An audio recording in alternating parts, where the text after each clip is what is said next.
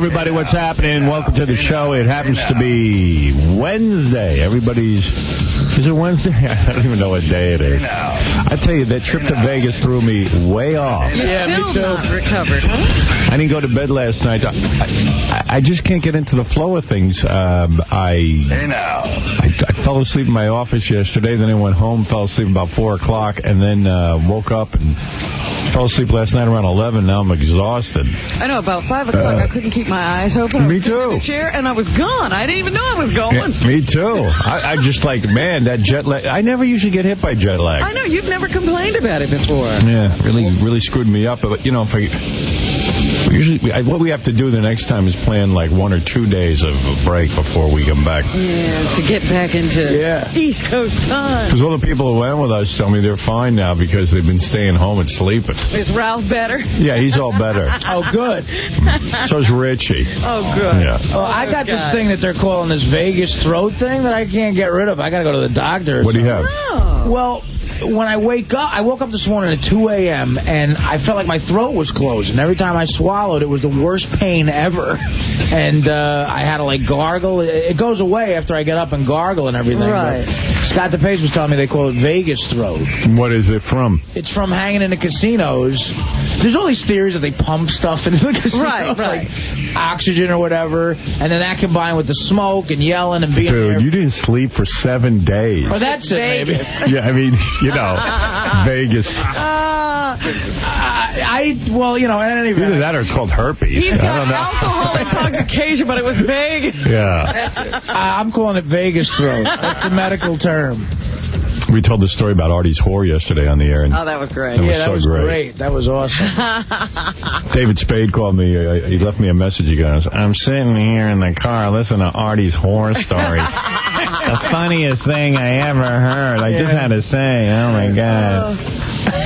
You know. I know, everybody I talked to was like, man, you know, I don't think I could afford Artie's whore. Yeah. Well, you got to make the kind of scratching and, you know. Artie slept with this chick in Vegas, and afterwards she said, for everything, it's $500. He had no idea. No idea. He didn't even know where he was. No, well, who would know, you know? Anyway, we got a big show for you today. Everybody loves Artie's whore. Everyone's singing about Artie's Everyone whore. wants her. Yeah, Artie banged a chick. God. Do we ever get to see Artie's whore? I don't know. No, I don't think you do. I want to. And the Vegas shows? Uh-huh. No. She probably took a vacation after that. We want to call her, but Artie's got to give us his cell phone bill, and then we can call her. Get the records. I just want to know what she was thinking. Artie was so upset he burned her number. Oh. He still got it, I'm sure. I don't have it, actually. We get a lot of email here at the show. 70% of the listeners, and this is what we do, we break it down percentage-wise. This is just the email yesterday. 70% of the listeners want us to get the hotel records for Artie's hooker so she can be called on the air. 4% of the listeners feel that Gary is starting to resemble Beetlejuice. So that means you got more than one comment on the email on that. Yeah. 20% of the listeners feel that after yesterday's interview with Riley Martin, who visits Bouvians, It's whatever. Biavians, they feel that he should be on lithium.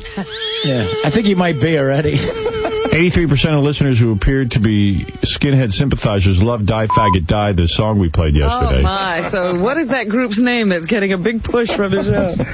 I think it's the Ronkus Brothers. 42% of the listeners said after hearing about Gary's feet and the special pill that could cure his feet, they said, screw your liver, tell him to fix his feet. That's good advice. 36% of our female listeners would be willing to date Artie for money. Good. Okay. All women want to be Artie's hooker. Wow, what a bunch of nice broads.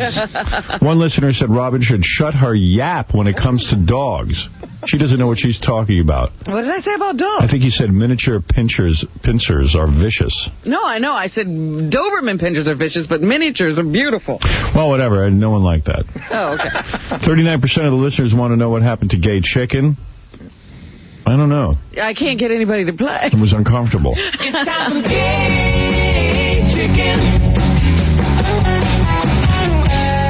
60% of those good-hearted listeners wanted to know if there is a fund to send money for the woman whose kid had a brain tumor who lost the $100,000. Oh, that would be nice. Somebody said we should have had that set up. 1 out of every 4 emails requests for us to have on Karen Davis. This is the woman who thinks we should not kill chickens. And we think she's having her friends inundate us with emails. Oh! We're pretty sure of that. Should we kill gay chickens? Was Karen Davis ever on the show? I think she was a phone call, right, Ben? Right. No? Yeah, she called in. It's something about after 9/11, people more concerned about chicken. She's more concerned about chickens than about people. Well, I don't think she ever called in. I think we read a quote from her. Maybe. I thought we had a phone call with somebody like that. I don't remember that at all, but her friends are inundating us with emails. And 60% of people complain that when they're at their jobs, they can't hear the show, and we should put it on the Internet so they can listen on their computers. Oh, so they could get out of work that way. Yeah. People concentrating. 100% of the people on this show think that's a bad idea. People should start concentrating at work. Yeah. And stop listening to the radio. You will concentrate. That's why they call it work. You can't do something else. That's why they call it a concentration camp. Yeah. So you'll concentrate. Sorry, the trains are a little crowded. Every once in a while, there's a rumor about me that isn't true, and I have to clear it up. And most of the rumors have to do with me moving somewhere. Like, really? Dear Howard, there's a lot of buzz. There's that buzz What again. buzz? There's a lot of buzz. There it is. That frickin' buzz. Howard, there's a lot of buzz about the possibility that you are moving or want to move to my area, Warren, New Jersey. Oh, really? Yes. The biggest news or rumor came today when I was told you were possibly buying a home right behind my house. My suggestion to you, if you haven't already bought your dream home or property, is to call me. I happen to be a realtor. This must happen to me at least, I don't know, 2 times a week. Really? Do you know where Warren, New Jersey is? Yeah, it's beautiful there. It must be that some guy goes around with the name Stern or something, and somehow this gets started. Every Stern is you, huh? Yeah. Nice. Write back and let me know if this is a rumor. Yeah, I'll write you right back. What is it? You know, like 2 years ago, my local newspaper called me at home. I thought they were calling me about my subscription. And I said, and they said, you know, is this Mr. Dell'Abate? And I said, yeah. And they said, how do you answer the rumors that Howard's moving into this town? I said, how'd you get my number? And I hung up on them. They got your number because you're a subscriber to the newspaper. You should have canceled your subscription. I know. You know, I mean, really. How do you answer the rumors? How do you answer the charges? Yeah. What is it, a charge? What, did we do something wrong? So you admit it. No. So you're not moving to Warren? I'm moving to Warren, and Stuttering Johnson, some guy, swore to him in Florida that I bought a house in Bayville, Long Island. Which I had not, because John came in. I heard you bought a house in Bayville. I said, I didn't do anything. What? Warren's pretty sweet, though, man. A lot of high-quality tail there. Really? Well, In Warren. How much does it cost? You know, it's up there, but it's high-quality tail. Artie thought the homes were free in Warren, and then someone told him he had to pay. I was living in a house for like a half an hour, and then they said, oh, this is $800,000. That'll cost you. Yeah, Right. 500. 500. As soon as he got comfortable, they charged him. Right. Bastards. You know, I was thinking about your story yesterday. Oh, were you? And Artie, you know, at the end of the whole story, he says something like the girl must have needed drugs, you know, so she decided to do this. Right. But she'd been dancing all night. She'd been getting tips. I guess. So she wasn't out of money. Well, maybe she was. She just knew a mark when she saw Yeah, one. that was it, Artie. You know what? She was running her fingers through my hair, and I think she got all that black stuff on her hand. And she was got mad. pissed. She got mad about that. It's tough to get off. Oh, dear. All right. We were talking yesterday. We didn't actually have tape of it, but Larry King interviewed Imus yet again because the two of them are perfect for each Well, other. there's nobody else in the world interesting to talk to. So Larry King asked Imus about the fact that he carries a gun, evidently. He has a concealed weapons permit. I don't know how he got that because, as far as I could tell, nobody was willing to give him one. Really? I know he had to go out and get one after I got one. You know, it was one of those things. Maybe he has one from Canada or something. Yeah, maybe he can carry a gun in Canada. So anyway, Imus tries to act all tough This is the funny thing. Like he can handle something? Yeah, like he can handle a situation because this is why he'll never have ratings. He's such a dishonest schmo. You know, he'll never have a ratings point because he's just ridiculous. All right, here's Imus trying to be tough on the Larry King Show. Listen to that. He's going to shoot a woman. Breaking their wands. Now, you know that woman, that defenseless woman who just used to hide in Letterman's house because she's mental? She'd only break in once. So Larry King goes, well, you'd kill her. And he goes, no. He's getting around the law. Right. He's Charles Bronson. I'm just telling you, it's death wish, baby. All I'm saying is, this is a warning to everyone that you better not break into Imus's house. Women he can handle. Any woman break in, I'm going to kill him. And I like Larry King. Always is like, hard to draw him out. Huh? Yeah, hard to draw him out. He just said someone would break into his house only once. And then you go, well, you would kill him? And he goes, no, I didn't show you that. So how are you going to keep them from breaking it? Why wouldn't they break it more than once? Say what you mean, stupid. And Larry King is treating this like it's the most compelling interview because he's got nothing else. Yeah, right. He goes, boy. Yeah. You don't have to drag it out of him. How about that, folks? How about that, folks? It's Imus. Oh, my God, he's wild. He would kill a woman in his house. He's tough on women. He's tough. He's like the Taliban. That Imus, tough on women. But you have the license to kill. Yeah. Well, I mean, I got to hear this again. Yeah. It's almost like he wakes him up every time he asks a question. Jimmy Stewart. And by the way, Larry King has Imus on all the time because he can't get me on. He's only called me like every week for about 5 years to come on his stupid show. He does have him on a lot. Yeah. I was going to say, but does he have to have him on every week? Right. Well, I don't know. Imus is the only guy that makes Larry King look youthful.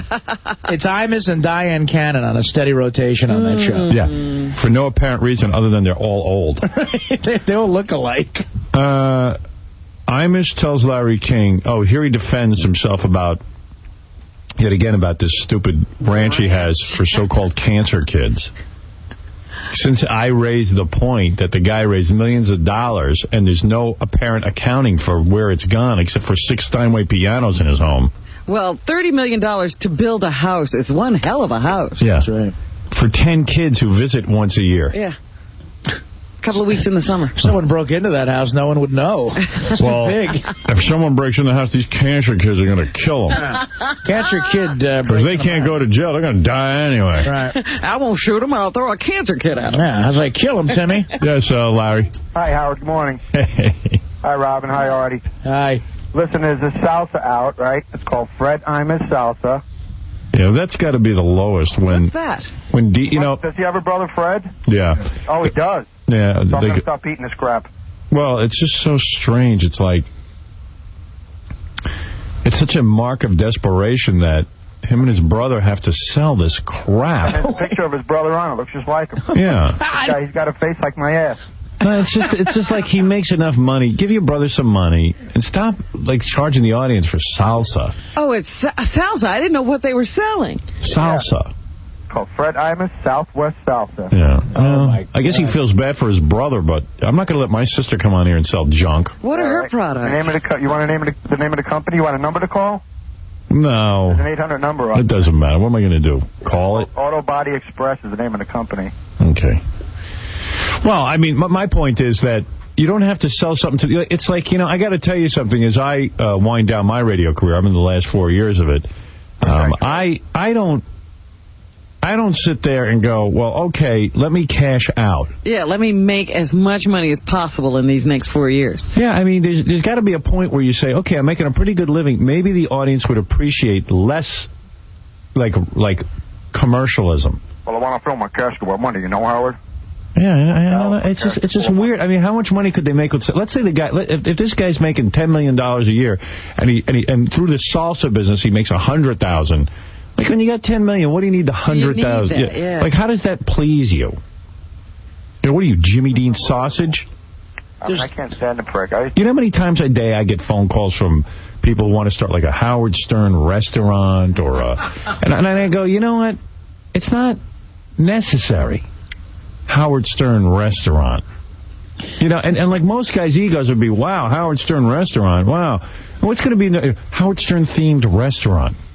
Yeah, I used to think about that with Michael Jordan when he came out with the perfume and having the steakhouses. I'm like, you don't make enough. You don't make enough freaking money. Yeah. I'm coming out with an Artie Lang mayonnaise. Yeah, and by the way, I mean, there isn't a perfume company in this country that hasn't contacted me about a Howard Stern perfume. Now, what does Howard Stern have to do with smelling good? Right, Nothing. I always used to wonder that about, what does Michael Jordan smell like? Yeah, I mean, Howard Stern perfume going to smell like anyway. And, like, what guy goes to the perfume counter and wants to buy Michael Jordan perfume? Like, imagine that sitting on your counter. Is it just cologne? It's perfume he's got, too. Cologne. It's cologne. I couldn't... Like, how uncool is a Michael Jordan perfume? I could say, like, only, like, 8th grade kids would probably get it, right? I might buy a Michael Jordan basketball. Right. Or a shoe, which you play basketball with. Yeah, I might fall for that one. Right. I might not, but what a perfume.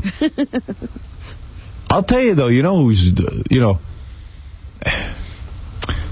don't know. I don't even want to get into it. It's just so annoying that people just can't be satisfied a little. I mean, they all want this business that's going to make a scary amount of money without them having to do anything. And but they've already made scary amounts of money. Yeah, exactly. The biggest con is that Oprah magazine. Oh, yeah, that crap. I picked up a copy. It's selling. I got to read it. There is no content whatsoever. No. It is all ads still. And she's making money hand over fist. Launch of the year. Yeah. What's it called? But a magazine, you see, a magazine I got no problem with. At least it's like show business related. You know, like a videotape, I got no problem with if it's comedy or something. But perfume and salsa and what rights he got to put out a food product and ask me to buy it? I mean, for God's sakes. I heard somebody promoting, you could go and have dinner at the Michael Jordan restaurant. And I'm like, what does Michael Jordan know about food? You know how many great restaurants there are in New York? Why would I go to Michael Jordan restaurant? Who probably has absolutely no taste. Yeah. What does he know about food? And you know they hire some chef who's not one of the great chefs of the world because they're using the Michael Jordan name. Right. It smacks of rip-off right from the very beginning. Well, you can imagine the Howard Stern restaurant with horrible food. Yeah. I'd have the world's worst food. Like, I'm going to go out and hire some world-famous chef. McDonald's would be compared nutritiously to your food. Trust me, if I ever go senile and I open a restaurant, don't go there. It's going to have the worst freaking food on the planet. It probably won't even be food. Yeah, it'll be like fake food. Everything mashed up in a bowl. Right? Yeah. I go to opening night. For the drinks. Yeah. Room. Is there going to be a bar? Thanks. Howard Stern restaurant. What about, like, the Michael Jordan And what hospital? an ego on people, too. Like, to think that, like, people are just going to show up at a restaurant because you got your stupid name on it. Yeah, not like Michael Jordan's there, even. Yeah. All right, thanks. Howard, can I get a prize? Yes. Please? You've won a $500 gift certificate for flowers. No way. Yeah, courtesy of Pro Flowers. Wow, and $500. And by the way, Pro Flowers has got the most beautiful assortments. This way you can give your sweetie something on Valentine's Day. You got a girl? Wow. I'm supposed to meet this dancer. My brother works at a strip joint. How much is she going to charge you? Dancer. You're going to meet a dancer? Yeah, I'm 43. She's 21. What do you think about that? I think it's fine. I hope so. Are you sure it's a real date, though? Yeah. Got food. Yeah, I think do me a favor, bring $500 just in case. Yeah, you better save the $500 that you're going to spend on the flowers. Yeah, anyway, two names, so I'm a little leery here. I don't know what's going on. Well, you got it from proflowers.com. 1-888-FRESHEST, FRESHEST. Okay, hold on. All right, thanks. Thought I'd give that away. That's a nice phone caller. Oh, man. Boy, that story's going to haunt you the rest of your life, Artie. I guess so. You're legend. Yeah. If you didn't hear it already. Yeah, let's repeat it. Let's recap. It's the greatest story. Come on. Artie, when he was in Vegas, went to the strip club. I don't even know which one. It wasn't Club Paradise. Was it the very first night or was it later? Yeah, that part of the story hasn't been filled in for me either. Tuesday night. So he goes Tuesday night, 1995. He goes to the strip club and gets a dance from this chick. They're making out and stuff in the club. They're really hitting it off. And yep. Artie gets her number. Calls her at 5 o'clock in the morning. She comes right over. Within 30 seconds, she takes off her clothes. They do it all, he tells me. He banged her like twice, oral once. Was the room wrecked? It was 5 in the morning. She leaves. She gets up at 7:30 after this wild sex. And he's like, perfect. She's leaving. I don't have anything to do with her. What a great girl. And then she goes, for everything, $500. Ugh. For everything. For like even talking to him. Right. Just for being there. For the business advice she gave me. Yeah. What? So, what is everything? Artie paid her because he just didn't want to have an incident because he was there representing the Howard Stern show. Yeah, I was already doing such a great job with that. By the way, Imus says, if she did that to me, she wouldn't leave the room. Yeah, I'll tell you what, she does that once. One time. Jesse's Girl. I never thought we'd be writing a song parody of that. But you know what? I have so many questions. Like, I mean, Artie, since he thought the girl was really into him. Yeah. No, I didn't think that. Come on. I'm not retarded. Was he really talking to her during the sex and doing all that stuff? She's probably thinking, wow, I'm really good at this. Yeah. Hey, you know why I feel bad? During the sex, I was saying stuff like, could you hand me that Nestle's Crunch? You know why I feel bad is you're never going to be able to get a whore again for under 500. I know. Well, no. 200's out of the question. Yeah, that's the real crime in all this. The weird thing is when you don't know it's a whore, you might end up doing more stuff with it than you should. Did you? No. I mean, you know. Did you give her oral? No. That's why maybe why your throat's bothering you. I got whore throat. You got whore throat. That's not Vegas throat. I used to work with a guy when I had a story. He used to always have excuses for why he would come to work late. Yeah. One time, he was like this Spanish guy. Yeah. And one time he didn't show up to work till like 11 o'clock. And he told the foreman on the job that he got a hooker the night before. And he got a bad hotel room. And he put her up on top of the air conditioner. And he was giving her oral for like 2 hours. And the air from the air conditioner kept hitting his throat. And he had a really bad sore throat. Now there's a story. That's the elaborate story. He said he had to go to the doctor. So did anyone say to him, why did you keep putting her on the air conditioner? Yeah, we were all wondering about that. But, I mean, it's like one of those stories he can't be lying. How could he make it up? So what happened when your mom heard the story? Artie's mom was at work yesterday, had the radio on and heard it. Oh, no. Yeah. You know, she was a little aggravated. Hey, it wasn't your fault. You thought you were getting a date with a real chick. That's what I tried to tell her. I said, Mom, I didn't know it was a whore. What'd she how say? drunk were you? While I was talking to my mother yesterday. Seriously, so you explained that to her, right? Yeah, I explained it to her. Yeah, she's fine with it. Yeah, you thought you were getting a chick. Right, I thought I was getting a real chick. Yeah. I really do have problems with the story. I think Artie probably said something while he was drunk or agreed to something while he was drunk. Oh, is that what you think? In that club, and that's why the girl had no problem getting up and saying $500. No, that ain't what happened. Yes, it is. You don't know. Artie was out of his mind. I don't care how drunk you are. You hear that. No, you hear. I mean, come on. But if I had heard that, there's no way I would have done anything. Because I had so many other options. Someone told me that girl you're dating, her sister heard it on the radio. Yeah. Oh, dear. Did you... You know, so that was fun, too. It was a fun afternoon. It was a good afternoon for you. Thanks, guys. Can I get a copy of that? I'd like to say happy birthday to my grandmother, who's listening.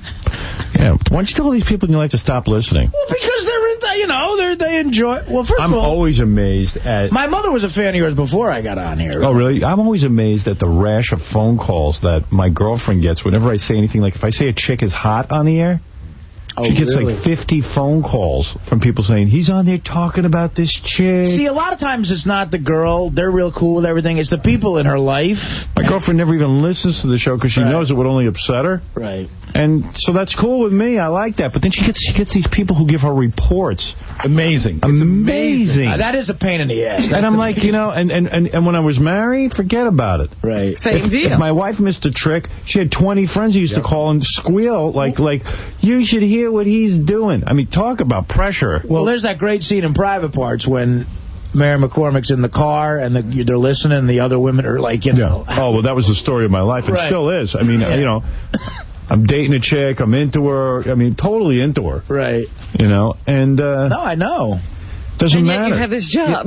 Well, yeah, I have this job, and you know, it's weird. It's just so freaking weird. It's like I said, what kind of friend calls you and reports to you what I'm talking about? Artie and I talked about this yesterday. And sometimes I get good reports, which makes it worse, too, because, like, that keeps sucking everyone into this whole game. Right, you got to keep listening, because sometimes the reports are good. Like I was talking about, you know, how my girlfriend's going to be on the cover of FHM and how hot she is. And then she went, oh, I got this report that you said I was real hot, thanks, you know, blah, blah, blah. And then I'm like, oh, that's a good report. Then the bad report comes in, like, trying to think of some of the stuff I've been, like it's ridiculous. Right. Can I tell you one that happened to me that was amazing? Yeah. You remember we did a whole bit on the air about the tape I made for my ex-girlfriend, and remember you found out that day that there was a tape and you guys like bring it in. So I called my wife, and she's pretty cool about that stuff, and I call her and she's like angry with me, and I can't figure out why. One of her friends called her and told her that it was a sex tape. You know, she'd heard half the conversation. And I'm thinking, who would call my wife and to tell her that there's a sex tape of me out there? Yeah, like, I mean, like, who is it? And they never give you the name. Does your wife still take those calls? They never reveal. Yeah, oh, that's the part you can't even argue about. You go, well, why would you be friends with that person? You can't have that conversation? No. I'm still trying to figure out who was her friend at the gym who told her, you know, my self-pleasuring habits. Like, why would you walk up to my wife at the gym? My wife didn't hear that show, but she was, like, bummed out. And at the gym she found out. Yeah, like, who walks up to you at the gym and goes, hey, did you hear your husband? Yeah, like who's, you know, Gary was on the radio, and he talked about how he stands over the toilet and watches porno. Let me tell you about your husband. Yeah. When you go to sleep. And everybody wants to be involved. Yeah, it's weird. It's just so freaking weird. Well, let me tell you, you know what happened last week? We were playing that promo. There was just one promo you played. It was a goofy promo about the odds are that, what are the odds that Mr. X is still getting Robin in the seat or whatever like that. And people were calling him and go, wow, they were talking about you on the radio today. Yeah, so you got to be really careful with this job. Actually, this girl and her sister could not have been cooler about everything. They're just really cool, and thank God, because they understood you were duped, right? Right. Yeah. What? Yeah, everyone should be so understanding. They understand that this is this is show business we're in, right? So you still dating that girl? Oh, I see. I don't know. Did you tell her that the whole thing was just a big bit we're doing? I told Artie, if this chick you're seeing gives you some hell, just tell her we made the whole thing up. Yeah, I used to do that. I do that all the time. All the time. No, honestly, because we're not anything like committed anyway. So she's just real cool with everything right now. I mean, she just doesn't want to see you anymore. Yeah, she just told me. Actually, I heard. She told me lose my number. I heard she's billing you now. you and the new girl haven't been together, right? So did she say that you have to get tested or anything before she'll sleep with you? No, she's not. She hasn't said that. Thanks for putting that suggestion out there. Thanks, Gar. Can I tell you something? I had a friend. Just tell her it happened to Norm Macdonald, and you just stole his story like Jay Leno does. Put your name in there. In his autobiography, he ripped off stories. Sorry, I understand who ripped you off. How does that play? I had a friend who broke up with his girlfriend for a spell, and then was with another girl. Then they got back together, and she wouldn't enter his house again until he got rid of the bed. He had to throw away a perfectly good $3,000 bed. You had to throw a mattress away. Yeah. Schmuck. I know. You know the guy too. Really? Like when I first started dating my girlfriend, she'd heard from somebody that I had on some girl who like licked my toes. Remember, like someone came in and she was like, I don't even want to look at your toe. You know, like it was just like... Yeah, keep those feet away from me. Keep those feet, those disgusting feet away from me. And I went, wait a second. Cut off your feet. I didn't get anything on my feet. Keep those disgusting feet away from me. Yeah. People always call... Get those freaking feet out of here. Freaking feet. Freaking Jew feet. Yeah. People always call my wife telling her things I say on the show. Yeah. And I'm always in trouble when I get home. Yeah, it's like, you know what? If you get away with it and nobody hears it, fine. If she hears it herself, fine. Who would pick up? I had to scold a friend of hers. Explain? I scolded a friend of hers, and then I told my wife, don't ever listen to the show again. Yeah. Well, that's John. But do you get into an explanation of what went on? Do you try to explain? Oh, yeah. Of course you do. And you always sound guilty. Yeah, exactly. You go, no, honey, it was no big deal. No, it's like, Pamela Anderson's not that hot and sweet. Yeah, I was just saying that for the radio. There's no way not to sound like you're BSing it. Right. I mean, everything sounds like a big explanation. I've actually taken to, there were one or two instances where it sounded so much worse than it was that I just brought home a tape. I said, oh, my goodness. I said, you know what? That's what happened. But the problem is, once you do that, then you got to bring home a tape on everything. You know what? She doesn't listen. I think she sees a tape, and that's like proof enough. You know, it's all edited, though. Like you think, I know in my marriage, a lot of times I had to bring home tape. Really? Yeah. You never told us that. Yeah. It's true. And she listened? Oh, yeah. Together, did you? I don't know. No. I wouldn't get into that. I never had to. I've actually volunteered it because I'm like, listen, it's so innocent. I'm going to bring you tape to show you how innocent it is. Yeah, well, I had no choice. It wasn't innocent, but it was like, hey, if you don't bring me the tape. Wow. And I tell you something, that can really, really get to you because it used to drive me crazy. I'm being checked up on work. And the fact of the matter is, if it wasn't for this work, we wouldn't even be alive. We'd be dead. We wouldn't be eating. We wouldn't be sleeping. We wouldn't be doing anything. We wouldn't have kids. Let me ask you a question. When you don't question my work, and then that's when your marriage falls apart too. If you would have gone because you got to understand that when you're in a relationship, everything counts. But I get so defensive about everything I do. I'm the worst in a relationship because I get very defensive. No, but the point is that they can't, other than you, there's nobody whose work you can check up on. I know. So guys are really getting away with murder. That's what Everything you do is right on the air. Trust me, you sound like me trying to explain it. I go, don't you see, if I say it on the air, it means nothing.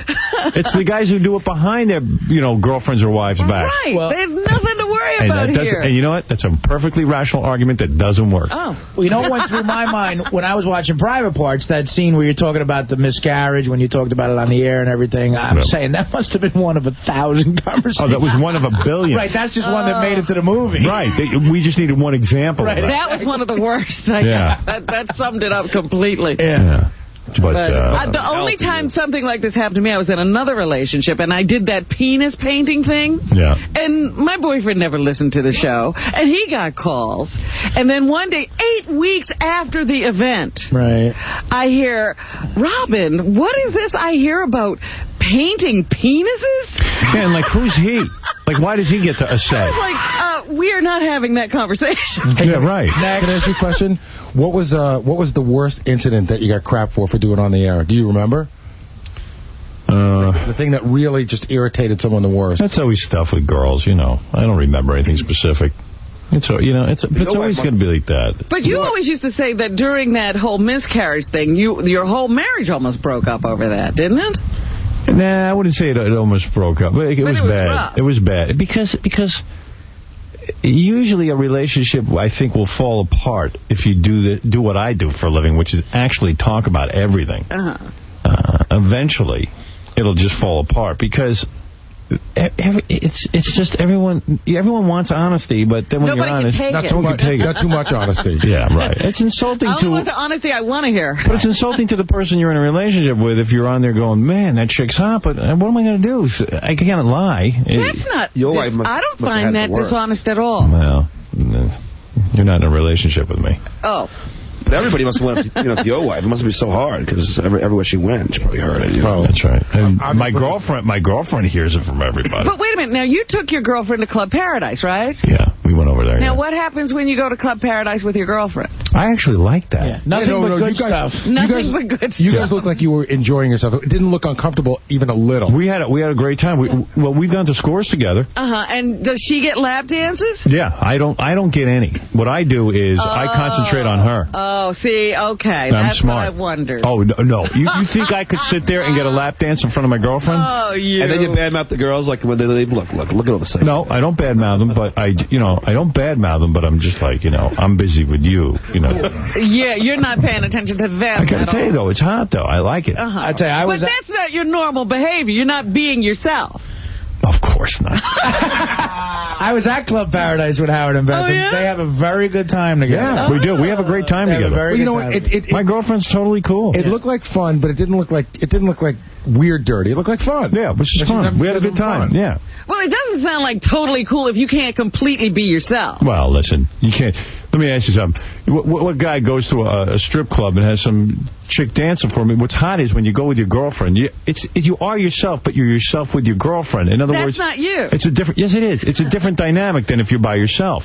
It's kind of hot to be with your chick and be talking to strippers and getting dances from strippers and stuff. Well, all I'm talking about is total freedom as opposed to limited freedom. Well, Robin, you can have total freedom all by yourself if you want it. Well, you have total freedom, but you got to break up. Yeah. But relationships would work if you had total freedom in them. I always bring my wife to Scores, and I always somehow in the back of my mind hope that she'll start making out with one of the girls. Yeah, that ain't gonna happen. That ain't gonna happen. I gotta tell you, John, that's on the back of your mind. That's right in front. Yeah, you keep trying to work that. Huh? I had the weirdest incident a couple of weeks ago. I was out, and there's this guy I know who's got a girlfriend who I think digs chicks, Yeah. So the girlfriend spent an hour talking to my wife. They were just getting along great. I don't think my wife knew she was into chicks, and I spent the whole hour going, okay, something's going to happen? No, if something happens, what do I do? Do I pretend I'm not into it, or do I let, I was like trying to figure out. You got to be very careful. I was thinking ahead. You got to act like you're not that into it. Right.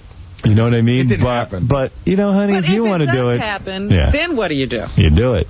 Yeah, I didn't know, you know. You go with it. How do you hide that you're into it, then? I'll tell you, I wouldn't be good with a threesome, even with, like, 2 chicks, because, like, if it was my girlfriend and we were, like, scores and some chick was into her, I would get jealous. I'm a jealous guy.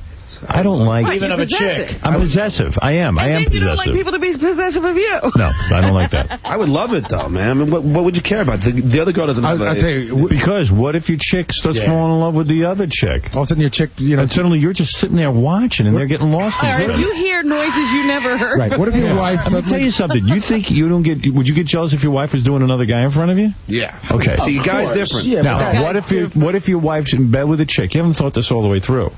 You're totally getting into it. They're kind of not that into you even being there. To the point they're ignoring. To the point that they're really getting into it. That could change your whole thing, unless you're looking to get rid of your wife. Yeah, but you know what? That's bad, but it's a million times worse if it's a dude. Yeah, of course. But, I mean, it's still bad if they You could never do that. It depends what kind of guy you are. If you're a loose guy and it doesn't make you uptight, which you might be, John. John's a little looser about stuff than I am. Yeah. But I'm a jealous guy. I don't like... If I'm into somebody... I don't want anybody messing with them. All I know is that when Jim Florentine's girlfriend was hitting on my girl, I was like into. I was hoping something. I would see something happen. But really? Wow. Yeah, but it would never happen. But have you ever had the discussion with your wife, John? About 100 times a year. Yeah, like I talked to my wife. But you think that bugs your wife that you want her so badly with another girl because you really want another girl? Well, no, I'm really into lesbianism. I mean, I just. No, you're not. You're into banging Jim Florentine's girlfriend legally. That's right. Or some girl. Yeah. But I actually had a threesome, and I loved every minute of it. I mean, yeah, but it was with 2 chicks that you don't care about. Yeah. If it was your wife and another chick, and they're getting it on and they're into each other, that would freak you out. Not if I'm allowed to bang the other chick. I'll be totally content. Yeah, but you don't think your wife's going to go crazy if you start banging the other chick? Well, that's what I'm trying. Yeah, it's not going to happen. Like, what if he never thinks about the consequences. What if she brought up bringing another guy into it? Oh, forget that. That's not even on the table. No. All right, I got to take a break. But when your girlfriend is dancing with the other girls, you're glad that she's not that into it, right? Yeah, I love that. Okay. But do you think she's pretending? No, I think if she was into other chicks, she could easily do that. But if she's not into it, then why does she get them at all? Because we go together. It's fun. It's exciting. It's sort of a fun thing for you. She's doing it for you. Yeah, it's kind of a turn on. Well, you know, those chicks at Club Paradise were really into Beth, man. Oh, I know. They were into it big time. They kept asking me, like, oh, God, like, you're looking at you. Oh, I know. They were way into it. I'm trying to talk to them. They were into women. Yeah, poor Artie. We come in. Artie has 4 broads all over him. Me and my girlfriend walk into Club Paradise. They're dancing for my girlfriend, and Artie's sitting there on the couch like a schlub. I go, so Beth said, go dance for Artie, girls. Really, no. We want to dance for you. Yeah. How about the night before when I had 3 chicks around me and Gary had a little bus he wanted me to do? That was a good idea. That's Cindy Crawford's husband bus. Yeah, he goes, you know Cindy Crawford? Yeah. Her husband's on the bus. That was not her. Yeah. Well, that was the night that you got the prostitute, right? No. That was I thought that was a night because that was a night I completely lost you in a building that was only, really small. I walked around the building 10 times. Gary has a weird move. It's like, Artie's there. He's having a great time with this stripper. Oh, 3 strippers. Gary comes up and he goes, you're not going to believe this, Artie. He goes, you have to leave right now. Randy Gerber. Randy was hanging out with us. Because he's friends with Ross. Randy Gerber has a party bus. You got to get on it. I heard it was just filled with dudes. Yeah, there was. You know what? Can I tell you something? There was no Cindy Crawford on there. I've never seen Randy with. I don't believe Randy's married to Cindy Crawford. I've yet to see her with him. And I've run into the guy 10 times. You know how that whole thing started? Believe it or not, it was Ralph. We got on the bus, and Ralph goes, let's go pick up Artie. Come on, we got to get Artie. Artie's got to come. So I was like, Artie's a ball. No, but I was like, yeah, Artie. Because drunken Artie. Hey, Howard, I saw Artie that night before those guys got him. He was so happy with these 3 girls around him. I can't believe you left. I can't believe you went on the fag bus. Gary, how convincing was Gary? No, I was great. He pulled out to me and he goes, you have to come right now. You have to come. But we were going to go to this place. Because you buy into Ross's hype. There's no doubt. Those guys got a hold of me early on, and they go, listen, we got this party bus. Yeah. We're getting on I'm playing cards. I'm happy as a clam. I'm at the casino. You're having a good time. I'm having a great time. Ross goes, Randy's got the party bus. I go, yeah, what's that? We're going to get on this bus, and we're going to go to one of Randy's clubs. I go, how far away would that be? Oh, it's like a 20-minute ride, but we got a party bus. And I went, yeah. And Ross goes, he's got crazy chicks lined up to be on the party bus. Crazy chicks. I go, yeah, I've heard this before. I said, I'm going to bed. You guys go have a good time on the party bus. I went to sleep. I'll tell you, that was hands down the worst. That's why I don't have Vegas throat. If you're on a bus, you know it sucks. That was hands down the worst night of my trip. Yeah, I know. The dullest night of the trip. You were on a bus. But, Ross, you got all of Vegas in front of you, and you're on a bus. Ross sold it to me. I sold it to Artie. Artie sold it to Joe Rogan, and everyone hates me. Yeah. Ross is a promotions guy, you know? Well, Ross gets excited. Yeah. Ross is never right. Did Ross realize what a bad time? Oh, my God. You can't listen to Ross, because Ross is a guy who feels whatever the next club is or next place, it's going to be the best. It's like Booker. He's got to be like somewhere else. Yeah. As soon as they get there, they're plotting. They're on the phone the whole time saying, what's going on where you are? You need something to look forward to. When I got single, I started hanging out with these guys. You get to a club. We finally get in, get all situated. Right away, the cell phones come out, and pagers, pocket pagers and cell phones. Who are they talking to? I don't know. They're like, where are you? Each other. Where are we? I'm here. Where are you? I'm next to you. You know how many times they have guys they call who are at other clubs. Right. And they go, it's happening here. You got to get over here. So I said, why don't we stay where we are? And it'll happen. It'll happen. It'll happen wherever we are. No. I'm telling you. Yeah, cultivate the situation. Right. Make it happen here. And I would be perfectly happy. I got to take a break, but Ralph's on the phone. What is it? I hate to disagree. What? I don't have time for you right now. I got to take a break. Okay, bye. Bye. All right. Anyway. He had fun on the party bus, apparently. Yeah. That's where he got rolled. He was with some chick on the party bus, the only chick on there or something, or wherever they went, there was a chick. He's making out with her, he's drunk, and he wakes up the next morning, $700 is gone from his pocket. Can I just tell you one thing before we go? Sounds great. So I tried to make it up to Artie, so like 2 nights later, Artie's walking in, and we're all going to this club, the Hard Rock. So Artie, come on, we're going to go, we're going. I bring him down there, the music's really loud. I look at Artie, Artie's staring into space. I just walk up to him and I go, dude, I'm 0 for 2, aren't I? The VIP section at the club. All right, we're going to take a break. We'll be back right after these words. We're going to be playing the Beetlejuice Homeless Game later on this program. Everyone loves Beetlejuice Homeless Game, where you have to guess what Beetlejuice is going to say. Oh. It's great. Yeah, it's a fun game. And haven't played that in a while. A chance for you and your friends to win money. Tonight on E! The Las Vegas shows, of course.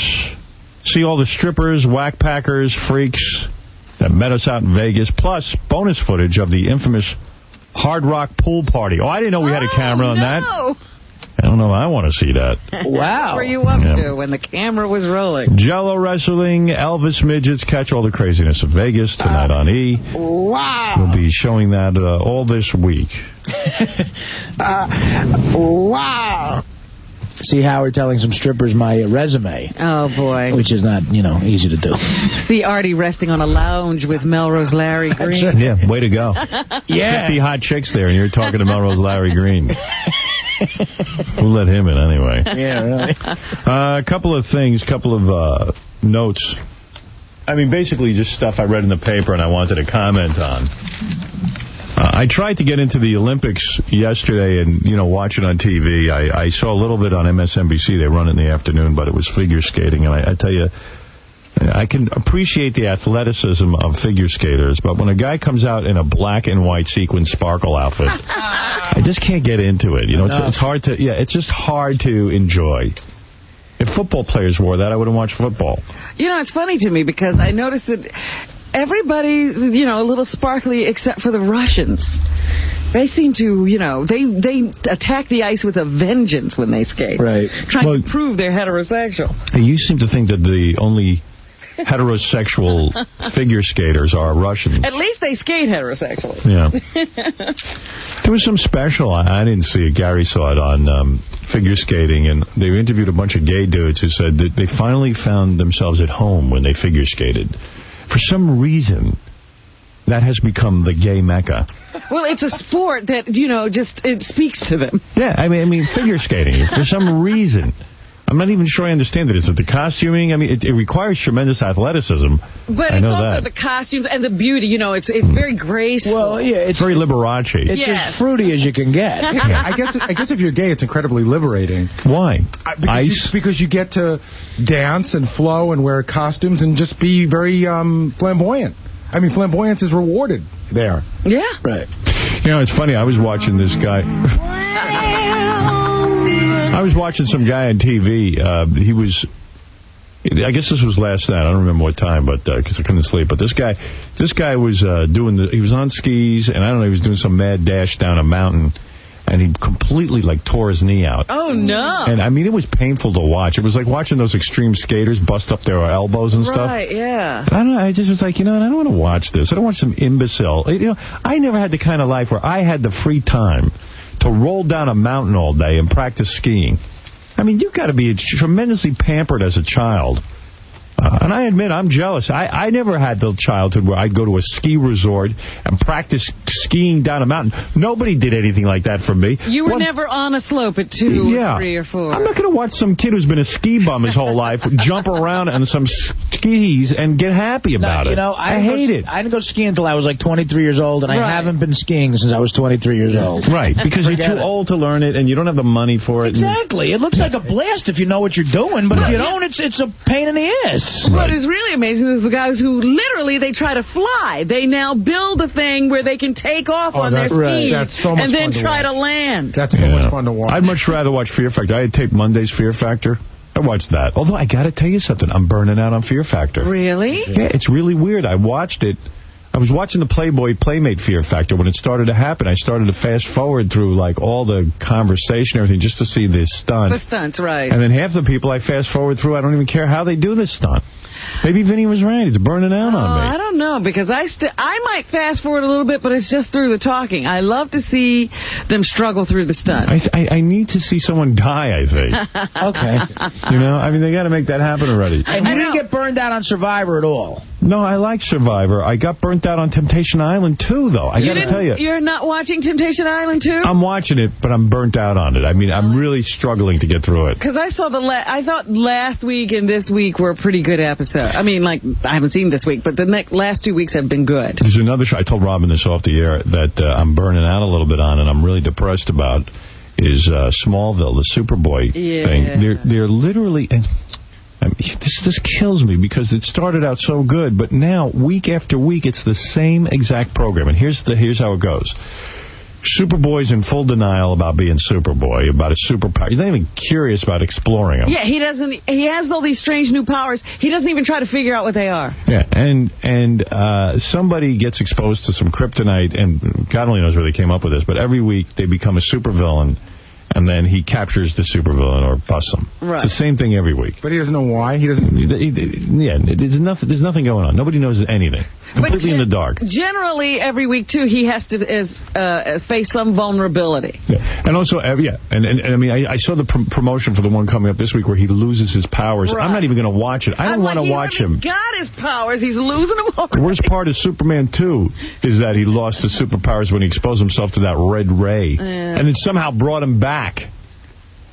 So it's like, if I was the executive producer of the show note would be, guys, the fun of Superboy is start to have him develop the costume, start to develop having chicks really be into him.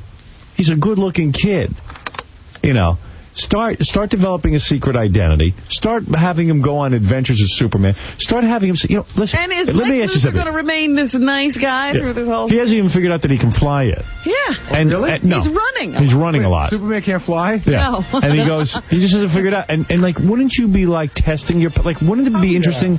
Man, I'm Superman. I'm going to test out my powers. I'm going to look through... I'm going to look at Lana Lang naked. I'm going to... Right. He's also a teenager who's perfect. I'm going to fly and see how high I can go. I'm going to go to another planet. Have him visit another planet. Does he have excessive strength that he knows? Yeah. And he doesn't know why. Yeah, and then his inconsistency. He got shot with some bullets the other night. He's got bruises all over his body. How could he have bruises all over his body? Right, and there was the other thing where he was dodging the bullets. He didn't just let them pop off of him. Yeah, like the Matrix. Right. How fast can he run? How fast does Superman run? Oh, he's a streak. You just don't see him. Wouldn't he just go into a fly naturally? Yeah, of course. You got to be retarded. Yeah, it's just so dumb, and Pa Kent has all these rules. It's just so stupid. The whole thing is dumb. The other thing is the kid is perfect. He's a teenager, but he's the most perfect teenager. He's never had a bad thought. He's always good. He always does the exact right thing. He's not even getting laid. Hours. I'm by the way, I'm not watching next week because he loses his powers. I don't want to watch him lose his powers. I hate stuff like that. The best episode was the one where he discovered he had X-ray vision. And they haven't done anything like that since, where he's discovering something new about himself. It's just bad. Hey, can I... I don't even think he's really Superman. I think he's the Flash. Maybe that's it. Because he does run very fast. I think he's going to discover he's Flash and not Superman. Can I just tell you one more thing that's weird about the Olympics? You were talking about the figure skaters. Yeah. Last night I was watching the men's figure skaters, and a guy skates, and he gets off the ice, and he's sitting there waiting for his scores, and he's clutching, not holding, clutching a teddy bear. Now, what other sport? The Mets don't sit around in the bottom of the ninth holding teddy bears to see if the other team wins. Hey, you know, I got to tell you why I don't like the Olympics. And I've been trying to watch it. I started, yesterday afternoon. Yeah. I can't stand when a guy gets up there, he figure skates, and then the judges who are clearly biased for certain countries. I know there's a controversy now about a Canadian... the pairs. Yeah, the pair skating. The Canadians claim they won. Everyone believes they won, and somehow the Russians won. Well, they did skate perfectly. They didn't have one flaw in their routine. The Canadians, yeah. Yeah. And the Russians were given it, and it's very political about who you vote for. If you don't like the country, you don't give them as high marks. There was a Japanese figure skater that went yesterday. Was clearly better than the guy he lost to. Yeah. And I hate an event where there are judges. I'm not talking about like a football game where there's a ref on a play. I'm talking about... It's up to the judges who win. A boxing match, I understand. Guy gets whacked and that's it. But you know what? It's really... In the Summer Olympics, when that happens, the boxing in Olympics is the worst. It's corrupt. It's so corrupt, it's beyond belief. That Japanese guy was great, too. I can't believe he didn't do well. The Japanese guy was great, and he didn't get it because he's younger and just up and coming. There's all kinds of emotional sort of interplay between the countries, too. So it's all... ridiculous. It should be closed voting anyway, because a lot of these countries are afraid to vote for like the USA. Right, because they announced what the French judge did, what the Chinese judge did, and all that. You know what they pointed out last night, that for the Russians and the Canadians, that on the technical aspect of it, they two of the judges gave the Russians and the Canadians the same score, and they're saying technically, if somebody falls and somebody doesn't, how can they be equal? Right. Yeah. They robbed that guy Johnny Mosley for the mogul competition. You see that, Rob? No. He should have won.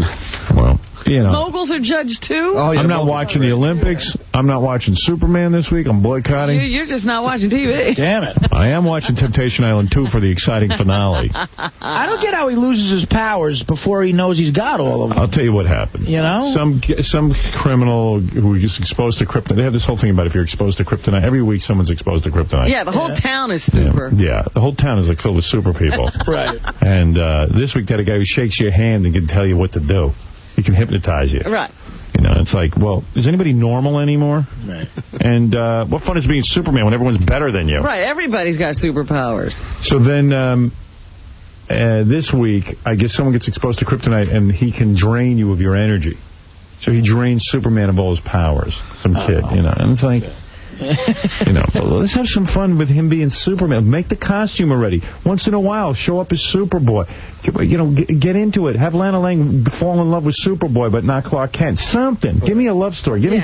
Stop with the same show every week. One of the greatest things about the old TV show was that Superman was just, he had to deal with regular people. Yeah, in fact, Superman had a weight problem on the old TV show. The old TV show is absolutely amazing.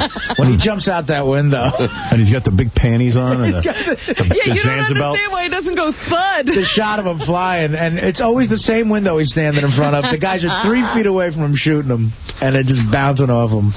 That's at least Superman. He takes a bullet. This new Superboy doesn't want to get shot. Well, that's the other thing. How are they going to explain that? How's he bruised? That doesn't make any sense. None of it's making any sense. Well, I love the rubber guns, too, with Superman. And the rubber bars. He was always bending rubber bars, to get out of jail and bending the guns.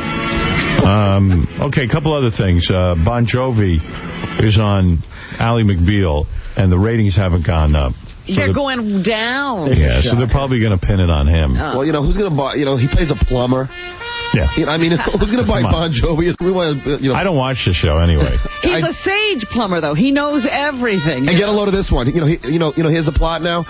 He's babysitting Allie's kid because he needs some extra money. Right. Like, what plumber is going to start babysitting someone's kid? A plumber doesn't get good money. That's one of those shows where I can't watch more than 3 seconds. Me neither. It is horrible. Like, disgustingly bad. I would have bought it if they hired Richie Sambora to be the plumber for that show.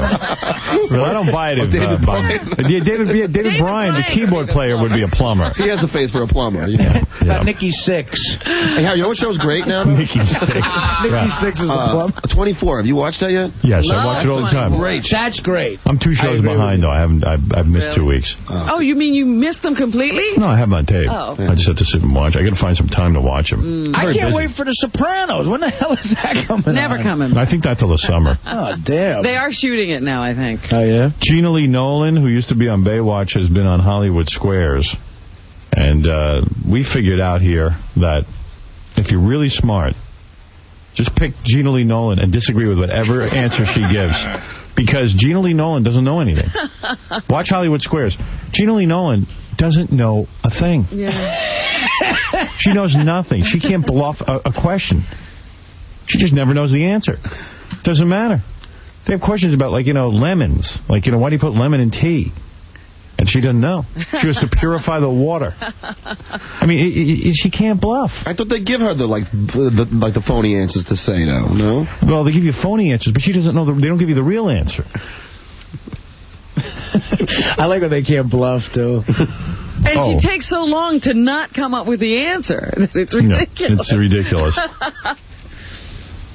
Greta Van Susteren, as you know, used to work for CNN and moved over to Fox. Yes, the Fox News channel. Went ahead and she claims an eye lift, but she got a lot more than an eye lift. And Greta Van Susteren, now they have to run commercials because she changed her whole face and she tried to make herself good looking. They're running commercials. You know she's intelligent. That's what it says. On the commercial it says, Greta Van Susteren is intelligent. That's the commercial. Yeah, it's like they have to tell people she's intelligent and that she's not a bimbo. Now she's hot, but she's still dumb. In fact, in all the interviews she says, just because I changed my face doesn't mean I'm not intelligent. I'm still intelligent. Right. She says when they put these things in my eyes, they didn't take out my brain, is what she said. Yeah. There's way hotter chicks than her anyway. Yeah, in the news. Why all of a sudden do we have to say she's intelligent? I've never heard a commercial for Dan Rather where they attest to his intelligence. He's probably dumb as a rock, too. Yeah. Oh, Dan Rather is dumb as a rock. And he's nothing to look at. He should get a facelift. Oh, my goodness. Those guys are all just talking heads. Yeah, I know. Amnesty International is worried about the treatment of those Taliban dudes that we have in Guantanamo Bay. All right, throw them in. Yeah, right, and the question here is, and they were saying this in the Daily News, someone in a letter to the editor, well, if the Amnesty International is so worried about the Taliban prisoners in Guantanamo Bay, where was Amnesty International when the Taliban were beating and killing Afghan women? Yeah, they don't care about them. Yeah, I mean, who cares what they say? Another interesting thing about the Olympics, Tom Brokaw, when he's at the Olympics, he won't wear his suit. He wears his turtleneck, his groovy look. Oh, really? Yeah, he has a groovy look. I know. I was reading some article by somebody the other day who said they were sick of seeing all the reporters and stuff in ski jackets, like they were going to go skiing. Yeah, right. Paul, they wear ski attire. Yeah, like they're hanging in the lodge. Just wear your suit and tie. Paul, you're on the air. Yeah, Howard, I got to tell you, man, I think you're way off with the Smallville, man. It's like the best show on television. Smallville was the best show on television. No. You don't recognize that every week it's the same exact story? Now, let me tell you something. No one cares like you. No one cares about him putting together some costume out of pubic hairs. People want to see him doing what he's doing. But the same thing every week where he fights the same exact villains and then solves the... I mean, it's the same exact show. In the old comic book, he would always fight some supervillain. No, it wasn't always about that. There was villains from outer space. He was Superman. People worshipped him. This is ridiculous. Nah, your problem is that you expect it to be like another Dawson's Creek, having all the conflict. It is like Dawson's Creek. It is. It's turned into Dawson's Creek. He's How pining. Is it turned into Dawson's Creek? Okay, every week he's pining away for Lana Lang. It's like there's no other woman on the planet. And he's got to do the right thing all the time. Yeah, and like he has has a chance to go out with her, and then he bows out because he feels it's unfair to the boyfriend. Guy, yeah. I mean, it's Dawson's Creek. There's a lot more going on than the guy can't figure out. He hasn't progressed with his superpowers. I mean, come on, get out of my life. Get out of my life. Get out of my life. How dare you? Don't question me. I'm an executive producer. Yes. I produce Son of the Beach. I produce Kane, the new hit show for CBS that hasn't even hit there yet. I got show notes. I got a meeting with CBS Comedy tomorrow. I guess that guy was looking at dailies in his car. Yeah. Scumbag. Go watch Green Lantern, asswipe. Yeah. Yeah. How's that sound, sir? Sir? Go watch the Green Lantern with your notes, sir. Are you still into Enterprise? You haven't said anything about it. Yeah, I watch Enterprise. You like good. it as well as you did at first? Yeah, it's fine. It's Star Trek. Any Star Trek is good. As long as they don't. And you know what? Last week they did a great thing. Really? I haven't been watching. The black Vulcan chick. Yeah. Whatever she is, Italian. I don't know what she is. The hot one? The hot one. indeterminate Vulcan chick. They did a long scene where she had to once again be sanitized after a mission. Shower. She's like a special sanitary shower. Oh, what a great thing. She's sitting there in the panties and a little belly shirt. This is that Jolene Blaylock. Yeah. Oh, my God, yeah. And then all of a sudden they make it so she has to get up and turn a piece of equipment. There's 5 other people in there with her, but she's the one who gets up. This is ridiculous. They parade that. She is the hottest chick on TV. She is hot. Bar none. Well, that's why I guess I'm not watching. Jolene Blaylock. Man, she's hot. That's the It's dope. a wet T-shirt contest, Yeah. that show. They got to figure out how to get her in that outfit more. Yeah. See, Superboy should be banging someone like her. Right, an alien. Right. A hot alien. Imagine you're 16 years old and you got superpowers. Imagine you're 16 and you could fly. Kids got laid because they had weed. Right. Yeah. I mean, come on. now. Come on, knock it off. All right, we got to take a break. We'll be back right after these words. What part of Las Vegas do we see tonight? Our pool party. Ah. The incredible pool party. Be there. Be there or be square, as they say.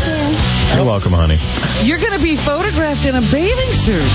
I don't think so. I'm not getting that nuts. I hope they get a shot of that buffet at the pool party. No, I had the camera off me that day. Yeah? Oh, yeah. I didn't want to be photographed in my bathing suit. You know what? You look good, man. You had the shirt open with the suit on. Yeah. Well, listen. I work out. I try to stay thin, but it ain't as good as it might be for me. It ain't great compared to the rest of the world. Yeah, well, I don't know about that. Yeah, but who was standing you ought to see it. Who was standing around you? It was me and Ralph. It wasn't Schenkenberger. Yeah, that's true. I'm saying, Well, you might look good. I didn't want to take a chance. Anyway, if you want to know what Britney Spears will look like 30 years from now, a new 4-minute short film is available online, which actually projects Britney Spears' life in the year 2032. Wow. There's a guy who put together a thing where he thinks he figured out what she'll look like. Huh. Anyway, if you want to view Britney 2032, you could do that at WarnerBrothers.com. They put that together.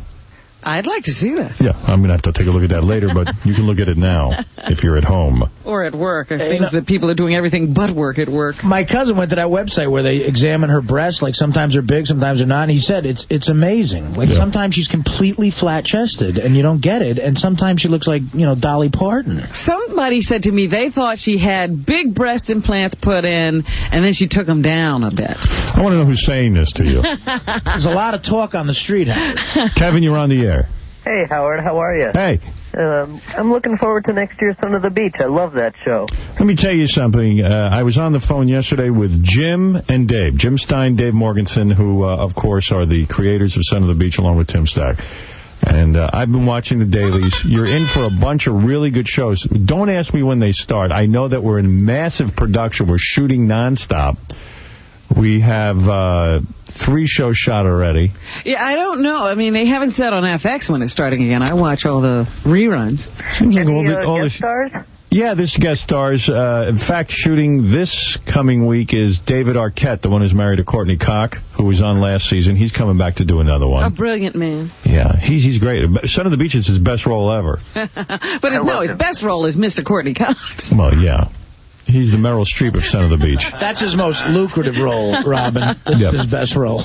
Anyway, Gilbert Gottfried returns as the rabbi, but this time he's the rabbi from Israel like last season, except he gets bit by a vampire and he turns into Dracula Gottfried. That's even funny just saying it. Is he going to make any Osama references this time? I don't know. Hey, you know what else? No, I don't think that's in the script, but this time...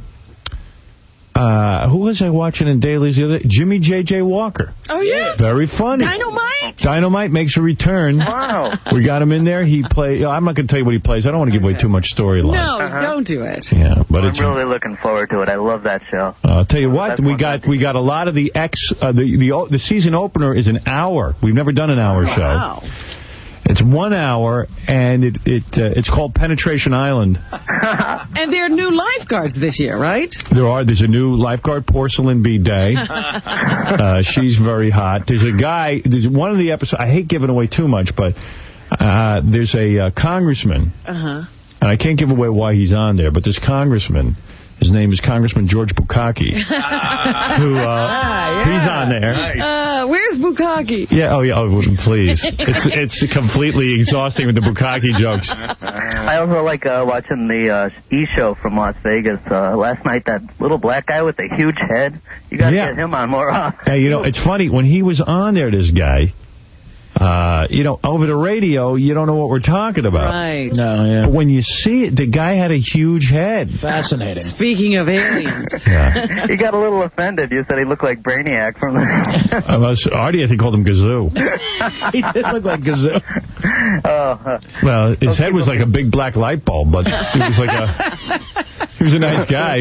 It looked like he had an idea. Yeah, right? There's a big light bulb on over his head. Right. You look at him and you just start laughing. It's funny. Yeah. That's his life. That's not funny. Wait till you see the father-son date at the Bunny Ranch. That's when it gets great. That's when it really gets great. And also wait till you see the Miss Howard Stern beauty pageant. It's really funny. I now know why guys smoke cigars, because even the father and son, our slow father and son, they looked intelligent with those cigars in there. Yeah. Watch it jiggle, watch it wiggle at the Bunny Ranch. Thank you. Yeah, where's my tape of that? That was great. The father and son get laid.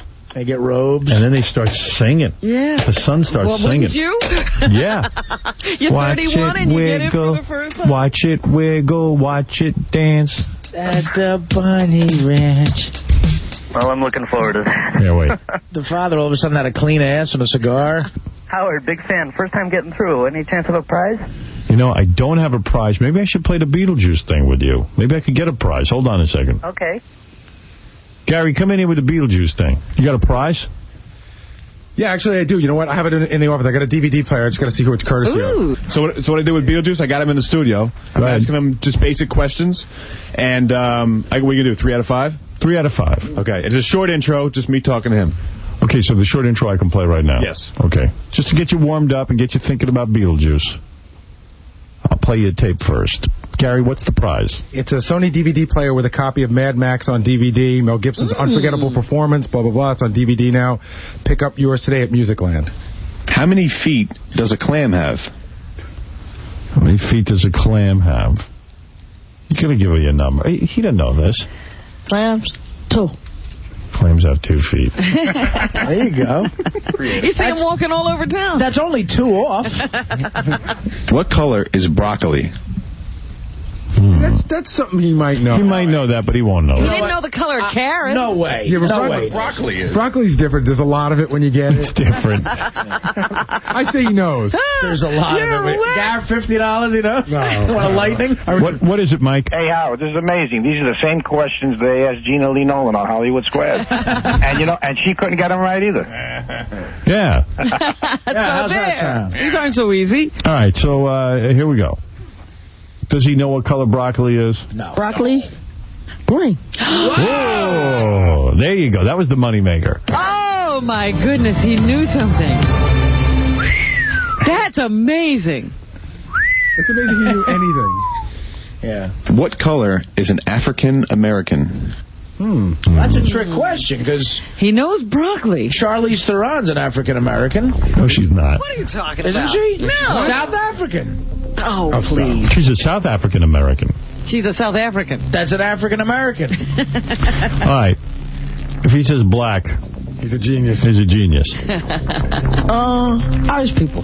Irish. That's the best answer ever. Imagine knowing nothing. I would love it. He knew broccoli, the color of broccoli. What color is the sky? Oh, see, this he knows. Hey, Artie, here's one for you. All right. If a girl comes to your room and she has sex with you, and afterwards she goes, that'll be $500, please. Do you pay her? Irish people? What is she then? Scott, you're on the air. Hey, Artie, what sneaker size do you wear? What sneaker size? Yeah.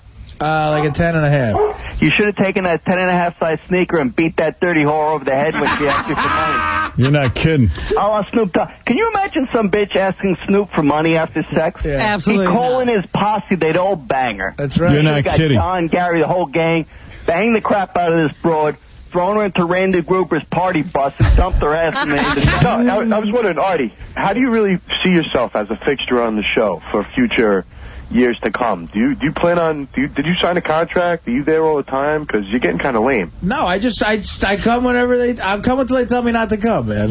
Why you got to say that to a guy? You know. I have. What are you talking about, Howard? How many times have you given that half a sigh, like, okay, Artie, enough, shut up now? I don't know. I don't recall doing that. Oh, come on, Artie. Okay, Eric, you're on the air. Hey, Howard, if you don't like it, don't listen. Yeah, Eric, go ahead. Listen, man, I know you think Pamela Anderson's hot, but I seen that thing last night, and Jenna Jameson blows her out the box, man. I gotta tell you that. What do you think about that? And if you could go around the panel and ask everybody... Well, I'll go first. Jenna Jameson's real hot, especially for a porn star. She's way off the hook, but she's no Pam Anderson. No one is Pam Anderson. You really think that, man? Her body's unbelievable. Her body's great, but it's not as great as Pam's. Okay, man, I respect that. What does everybody else think? I got to go with Pam Anderson, too. I mean, Jenna Jameson's smoking, but Pam Anderson's better. It's not even a contest. Right. Wow. Pam wins. Yo, Artie, you're the best. And if you guys can have Craig Gass on a lot more, that'd be great, too. All right, thanks. Have a good day, We'll have man. Craig back. All right, bye-bye. Sky blue. Oh, he knew it. He knows the sky's blue. I was going to bet. He knew the sky was blue. I was going to bet that he knew. See, he knows colors. He knows colors. He didn't know carrot. He didn't know carrot. Well, he doesn't eat carrots. He don't know about carrots. He said it. What do you want? What is a BMW? You don't know that. No way. Well, unless it's like a... No. BMW is a car. Whoa! Wait a minute. Beetlejuice has been holding out on us. Maybe he has one. I think sometimes he doesn't even try, you know. Yeah. I think he just gives you the wrong answer on purpose. Spell BMW. Oh, get out. I bet you he can do it. No way. You know yeah? what? I How don't much? know. What do you want? What do you got? $20? He's got to be able to do this. No way. $20. Because he's going to say BMW. And once I hear BMW, that's it. Right. You know what, Ron? All right, you're on. $20. Repeat it, yeah. Here we go. BMW. There it is. No, No, he said BMW. No, BMW. No, he repeated the word just like in a spelling bee, and then he spelled it B-A-A-Y. See, I say if I heard BMW, that's it. No, he did not stop. Let me hear that again. I can't. Can I hear that again? Let's see. Hold on a second. BMW. D-A-Y. See? All right, I owe you $20. D-A-Y. D-A-Y. Damn. There's not even a B in BMW. Was the question spelled day? 2 plus 2 equals. I know you don't know that. D-D-A-Y. You want to bet me on that one? No. Equals 37. 55. Something like that. 37.55. Something like that. Somewhere in that ballpark. Math is a guessing game. Yeah. Sorry, I can't spell red. What shape is a ball? Oh, he doesn't know this. I don't know. No way. You know. Well, somebody bet me on this. I say he doesn't know. He doesn't know. He doesn't know? Right, bet me 20 so I can win my money. He knows. Okay. A ball. It's a round basketball. Oh. He did say round. Is that around basketball? I need 20 also. God damn. I want to use the F word. F and Beetlejuice. You're losing money on the Beetlejuice game. Frickin' Beetlejuice. Come here, you dingy little guy. Damn. I dropped 40 already. Round basketball. Name an animal. Uh-oh. Name an animal. Can you do this? Come on, I got to get my money back. I want to say he can. I say he definitely can. I say he can. Yeah. Somebody say he can't. I say he can. I say he can. You know, animal? I don't know about no animals. Oh, there was some money to be made. Damn, I could have made my money back. Damn, pow! Pow! Bam! Oh, Beetlejuice knows an animal? No. Bam! That's $40. I was going to get odds from you, because, I mean, he just had to say an animal. Right, cat, dog, anything. 2-to-1, I would have He doesn't know animals. Name a fruit. Uh-oh. Casey. Can he name a fruit? I say no. Nah, not after the animal. Yeah, I'll give it a shot. Another 20? I think, you know what? I'll go 20 with you. I think All right. you can. I got 20 from Fred and 20 from Artie? Yeah. I say no. Make your money back. I hope I make my money back. Then I'm going to stop betting. God, if you let me win this one, I'll stop the betting. Wait, that again. You're saying he can.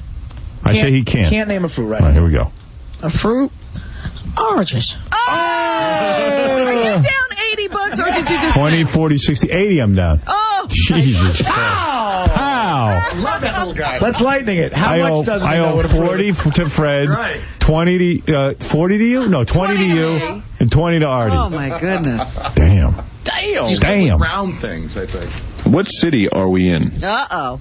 I ain't betting. No way. He always says Newark. Or New Jersey. I say he can't do it. I don't think he I can say he either. knows what city he's in. 20? You do? I'll go 20 with you again. Okay. You bet me 22? What? That you think he doesn't know? I don't think he knows. All right, 20 each. I say you don't know. I hope I'm right. We in New York. Oh! That's the first time he's ever gotten that right! Get over here, Quivers, you dingy broad. Damn. I just lost the 20 Howard owed me. I owe 40 to Artie, 40 to Fred, and 20 to you. Me, and I owe 20 to Artie. Bam! What sex are you? Oh, God. He knows this. Please. Yeah, I think he will say I'm a I'll man. bet 10 grand that he knows. Because he makes a big deal. I'm a man. Let's see. He might not know what sex is, though. Oh. Sex, I got it. He probably hears the word sex And go, thinks I'll of a take woman it. or Yeah. something. Let's see. Me? I'm just a man. Thank Yeah, there you go. No, you're not. Just a man. I'm just a man. Barely. You're more than a man. I'm just a man standing in front of another man wanting him to love me. You're the future of man. Today is Friday, August 17th, and I'm here with Beetlejuice. Oh, that's the beginning. We're done. How much are you down? Like 100, I think. You didn't win once. No. I lost on Beetlejuice. It's a slam dunk on Beetlejuice, and I lost. God damn. You knew Beetle. I did, too. All right, I'll take a break and pay all yous. Just give Artie my money, because I owe it to him. Okay. We'll be back right after these words. I got Peter Herbst, Herbst, Herbst, from Premier Magazine. These guys follow show business and stuff. And I asked him to come on because, well, you know, they announced these Academy Award nominations. I find it kind of bogus, personally. I mean, I knew they were bogus when I didn't get nominated for Private Parts, and I know I was the best actor of the year. It's much like the skating judges in the Olympics. I know why I wasn't nominated. Because I'm Howard Stern. You're not politically correct. Yeah, well, they couldn't give me the Best Actor award because it would kill them all, because I never went to acting school. How could you be an actor? Right. Pardon me, I didn't go to Yale Drama. Sorry, I'm not part of the actor's studio. And it kills them that I'm so good at it. I didn't study with Uta Hagen. Excuse me. I didn't walk around Greenwich Village with a scarf in the 60s. And a beret. Sorry, I didn't have an apartment with Al Pacino and Dennis Quaid. Pardon me, I don't wear a beret. Sorry, I didn't start the Groundlings. Sorry, I don't know the method. Peter. Hi, how are you? How you doing? Good. You know, Peter, as much as you know, I heard you never saw Private Parts.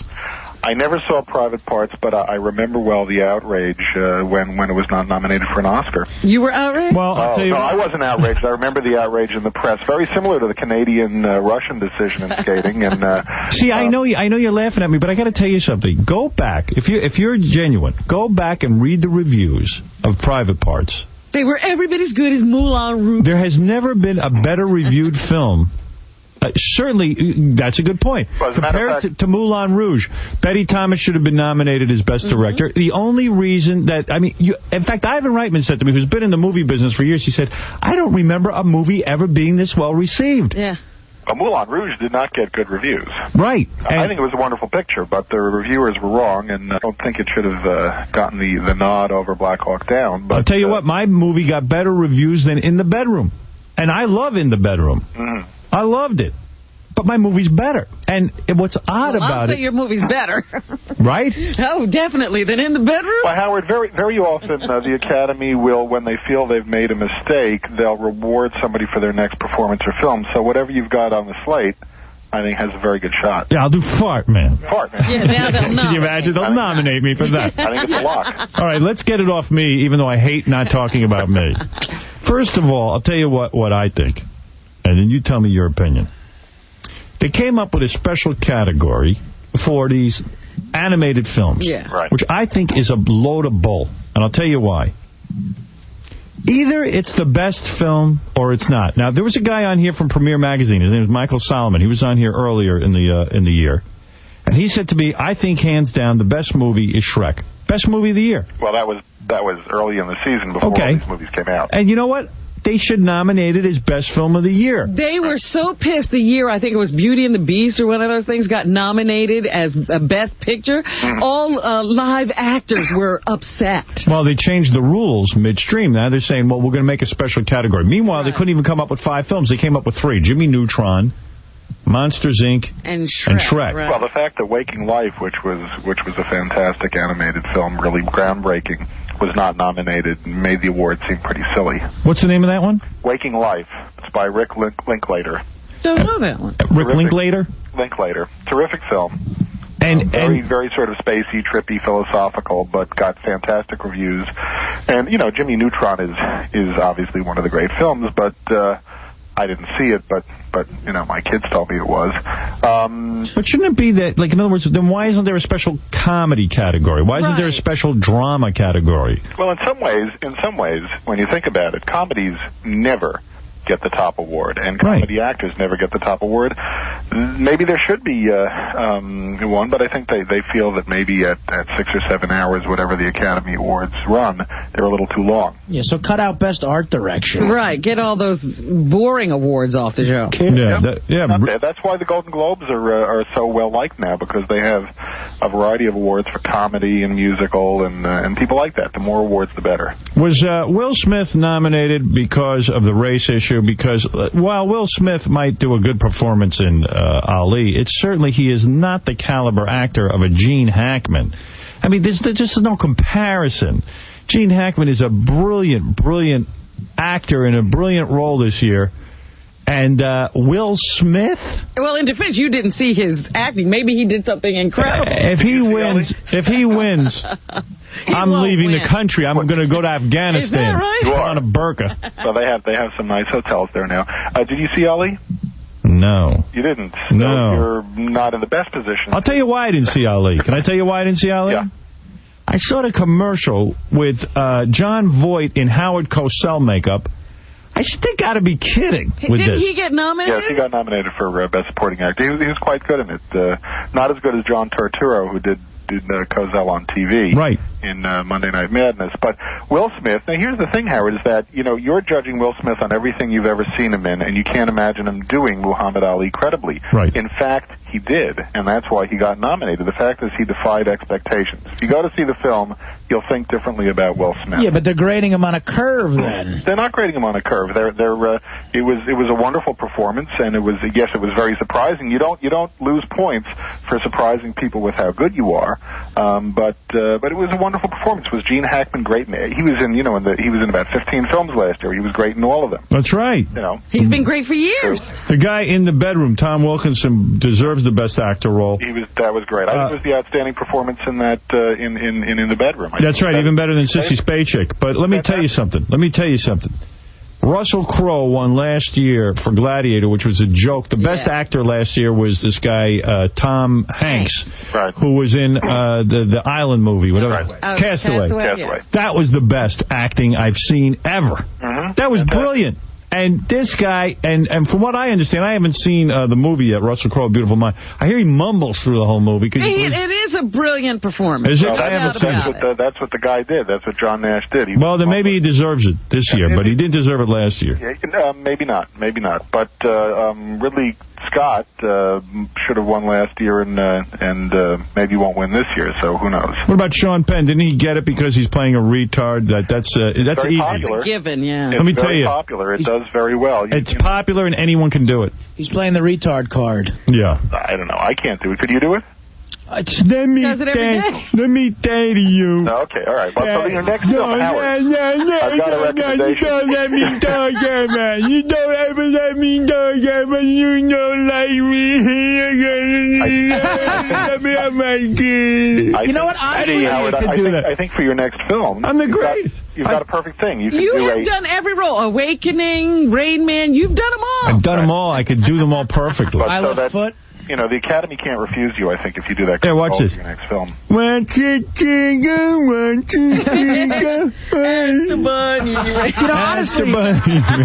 you're joking around. That is just as good. A young guy from Long Island who overcomes retardation to become a huge radio presence. Goes on the air every year. And you know what? It's so easy to do what I'm doing that you can be retarded and do it. So what's going to win the Best Actor role? Russell Crowe. Okay. You think he can really do it 3 years? Well, 2 years. He's been nominated 3 years in a row, but 2 years. I think so. It's Beautiful Mind is beginning to lose a little bit of steam, but it's losing steam to the Hobbit movie. So I don't think that. Horrible movie. Great. Well, it's a good movie, but it's horrible. It's not necessarily an acting movie. So we'll see. Horrible. I think he's going to hold on.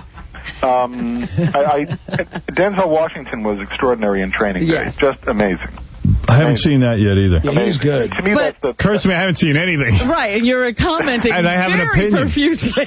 So, Howard, you don't go to the movies a lot. I do. I actually do. a lot of movies. I see a lot. You know what I loved was fabulous. It should have been in the theaters, but they put it on TV. It was this Chuck Norris movie. Chuck Norris should have been nominated. Yeah, like the president. He's my favorite. Right. Now, I don't know how Chuck Norris was passed over year after year. I admit Chuck Norris is a horrible actor, but he makes great movies. Yeah. Well, that's good. I mean, how could you not like him? He beats up the bad guy. Yeah, Russell Crowe is going to win. I think Sissy Spacek is so do I. Actress.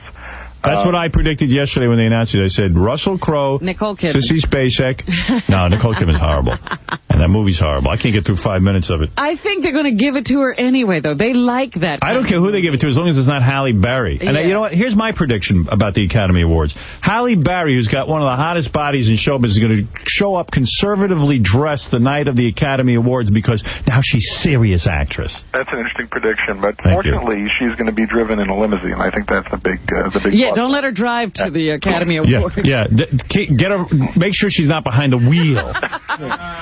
All right, now, I hope she acts better than she drives. I'll tell you who's going to win here. Actor in a supporting role. You got this guy in a movie called Irish, Jim Broadbent. No one ever heard of him. Who ever heard of that? He won't win. Ethan Hawke in Training Day won't win. They'll never give it to him.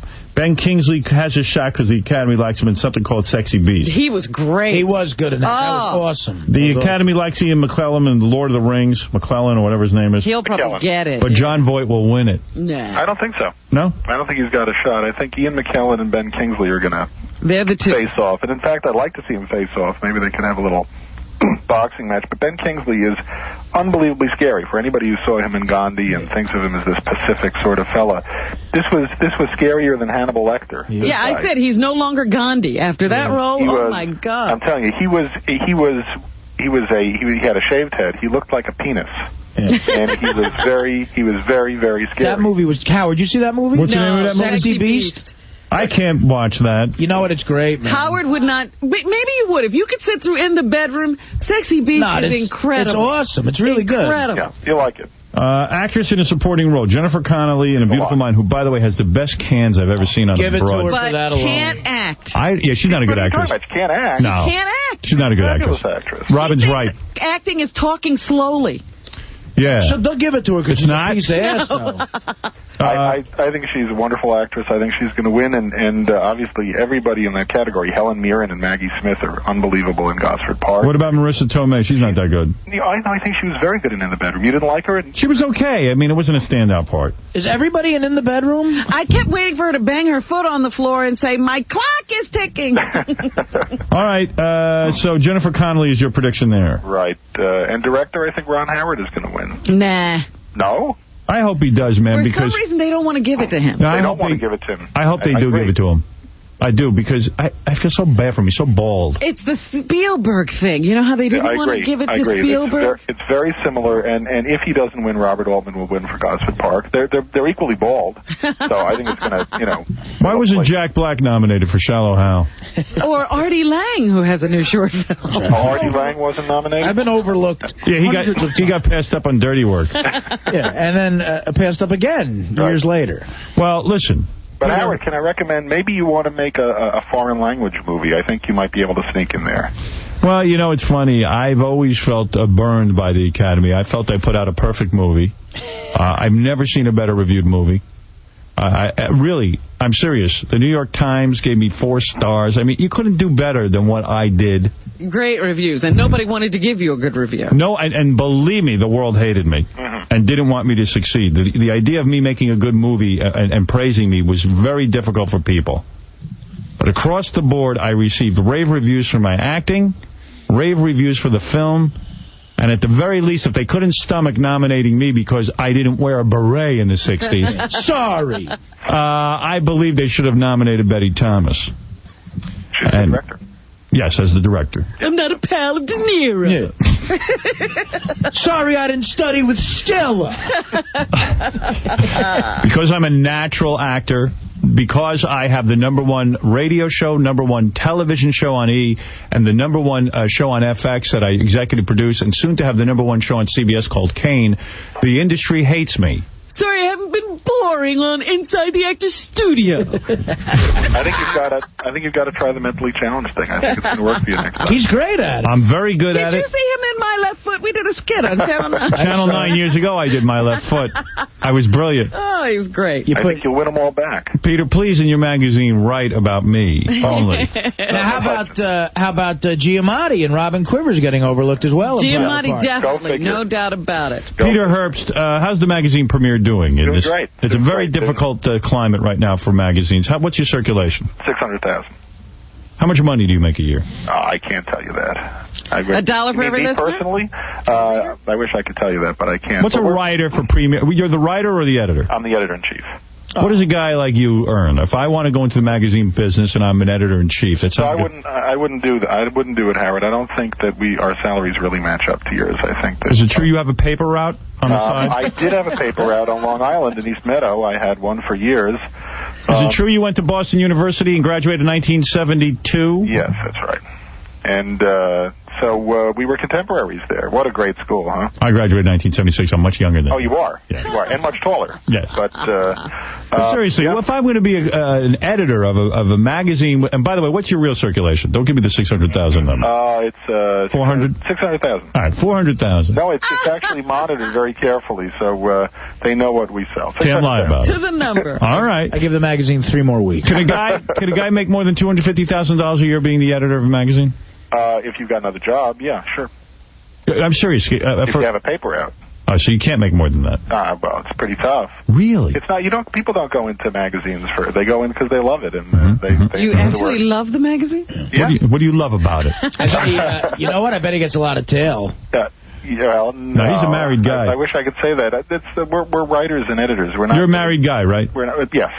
Yes. But you get to hang out with the star. Didn't your wife write a book about your own child that you had problems with the kid? That's true, yes. Ann Herbst. Our son has ADD, and she wrote about bringing up a child with ADD. Is that fair to the kid, though, to write about his medical problems and then only to grow up to be the subject? Is that a real thing, that ADD? No. What is ADD? It's attention deficit disorder. So it's a kid who's not that bright in school, and you guys couldn't deal with it, so you gave it a title. Well, he's actually... We used to call those kids stupid. Yeah. No, he grew up to be fantastic, and all the things that we did really helped, and I think that it was a book that helped people who had kids. Whatever you think of the diagnosis of ADD, I'm not going to stake my medical career on What did he accuracy. do? Well, what was he doing? He was disruptive as a young kid, and turned out to be a fantastic... Maybe it's because you weren't home enough. Maybe you read the magazine. I was home. I didn't work as hard as I have to. I'll play your kid in the movie. You were busy watching Gosford Park. That's right. You might do better. It's Howard ADD Stern. I got news for you. I've seen Private Parts 3 times in the theater. I ain't got to see Gosford Park once. Oh, I hear it's good. Yeah, whatever.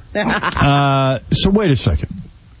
Your son wasn't mad at you growing up that you wrote the book and No, he's read the book, and he's terrific and does fantastically in school in every way. And I think it was not a book about how bad he was. It was a book about what parents go through and steps you take to make life better. Were you sorry you had kids when your son had ADD? No, not at all. Did you have more kids? He's a total joy. I got to tell you, I thank God for my kids. They're didn't give you any they're so good in school. They seem to be real good. They're not killing counselors. Okay. Although, if they do something weird, I could write a book about it. But you wouldn't make the money you do on your radio show. That's true. I'm just saying that, if my parents wrote a book about what a screw-up I was, I'd be embarrassed. Oh, my God. Yeah. Well, he was 4 years old at the time. I don't think that... So what'd you do? Give him the Ritalin? Well, it was tried at one point, but he really didn't need it, and he's extremely successful. Did your kid kill any family pets? We don't have any family pets. My wife's smart. Yeah, you used to, though, right? Yeah. Heather, you're on with Peter Herbst, who is the executive editor of Premiere Magazine. Editor-in-chief. That sounds Editor-in-chief. Powerful. We're talking movies. We're talking about anything. We're talking about his kid. We're talking ADD.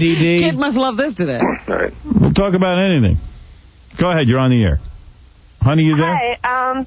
I just wanted to say that John Cameron Mitchell totally got ripped off for Hedwig. He should have been nominated for, anything in those categories. He was great. We actually, Premiere gave him an award recently. He's fantastic, and he was a great performer in that. It was a wonderful performance. Why didn't he get nominated? Because nobody saw the movie. Not enough people. The Academy, members of the Academy have to see the movie, and not enough of them saw it. So what do you think of this Baz Luhrmann? They say he campaigned to be nominated, and he was overlooked. It's the guy who did Moulin Rouge. He's a fabulous guy. He's very inventive, a brilliant guy, and I can't tell you why. This happens every once in a while that What do you think? What do you think about Artie going to Vegas and getting duped by a hooker? Yeah. I haven't seen that picture. What? You haven't heard about this? Artie goes to Vegas. Artie went to Vegas. He's in a strip club. Gets a dance from a girl. Goes back to his room, calls her. She comes over. She does him. Afterwards, she goes, "That'll be $500." God. Yeah. Pow! You're speechless, too. Yeah, that's soon to be a major motion picture. Shouldn't the hooker get an Oscar? If he's mentally challenged. Oh, the broad one. She's whining about the guy from Hedwig and the Angry Inch. Good deal. You know what that's about? That's some dude who chopped off his own penis and left an inch. Well, he was trying to get into the United States. You can't make a movie about that. Yeah, Jesus. I'm going to go see that. Hedwig the Angry Inch. Everybody's angry. Right. Hey, anyway, so the magazine is Premiere. Check it out. It's a good magazine. I don't know about your predictions. They don't seem to be real good. I agree with Peter Herbst. I think Beautiful Mind is going to do very well. Here's what I... Best Picture and Best Actor, and she's going to win Best Supporting, so it's going to do well. Right. I don't think so. It's a comfortable choice. How do you give credibility to this guy? I didn't even see Jimmy Neutron. Yeah, I know. What am I going to say? Come on. Who's going to watch that? Do your job. Although my kid loved it. Yeah. Yeah, I heard a lot of good things about Jimmy Neutron. I have to check that out. So if your kid's like a real screw-up, you could just give him Ritalin and shut him up? I don't think that's the way it works, but it's something that has helped a lot of kids. And it's probably overprescribed as well. Really? What, did you have to really be involved with the kid? Is that what you're saying? Extremely. How annoying. Yeah. Some of these kids, I think, just don't get enough attention, so then they start acting up, and then you give them Ritalin to calm them down. Right. You know what I'm saying? A lot of this acting up, they call it ADD, but a lot of it's just a scream for attention, because Peter's working all the time, and rightly so. He's got to support a family. Right. The kid doesn't realize that's how he eats. And the wife's a go-getter, from what I can see here in the family history. She's probably hardly home. So Peter's got a lot of pressure. So the kid acts out, and they medicated him. No, he always had plenty of attention. I can't tell you what the medical situation was, but whatever it was, it really pretty much went away. Didn't it clear up? Yeah, there were no medical conditions. Yeah, no, he's in great shape. He's fantastic. Peter's got to work. What do you think? Reviews of Shrek just write themselves? That's right. Hey, let's go to Kevin, who has a question for Peter Herbst. Kevin, go ahead. Yeah, Peter, how come you haven't had a bad word to say about anybody so far? Every actor, every director, they're all great and perfect. Guy makes a good point These are people who are awarded, who are Oscar nominees. You're not going to have people who are hideous being nominated. That's a good point, too. Hey, Peter, tell us who's horrible in Hollywood. Yeah, who sucks? Yeah, let's talk about the horrible. This guy's making a point. I don't know who's horrible in Hollywood. I mean, I can't... What's the worst performance you ever saw? Well, the worst movie I ever saw was Monsignor, which was with Geneviève Bujold and Christopher Reeve. I think it was around 1981 or 2. All right, but that's a safe choice. Isn't that horrible to hit Christopher Reeve? Yeah, it's very yeah, really. Let's talk about this year. What about Jim Carrey in The Majestic? The Majestic was okay for about an hour or so, and then it just really, really, really went. So when Martin Landau died, the whole film, kind of disappeared. You made it past a point in the movie than I did. I didn't even get up to Martin Landau dying. Yeah. Thanks for ruining it for me. Yeah, sorry. Thanks. Now I can't watch The Majestic. It's out of the theaters. Believe me, there's no way you can watch it. What about Mariah Carey? Worst performance ever? It was not a great performance, but she's in a movie called Wise Girls with Mira Sorvino that was at Sundance, and she wasn't bad. Really? You saw it? Amazingly enough, she wasn't bad. Seems great.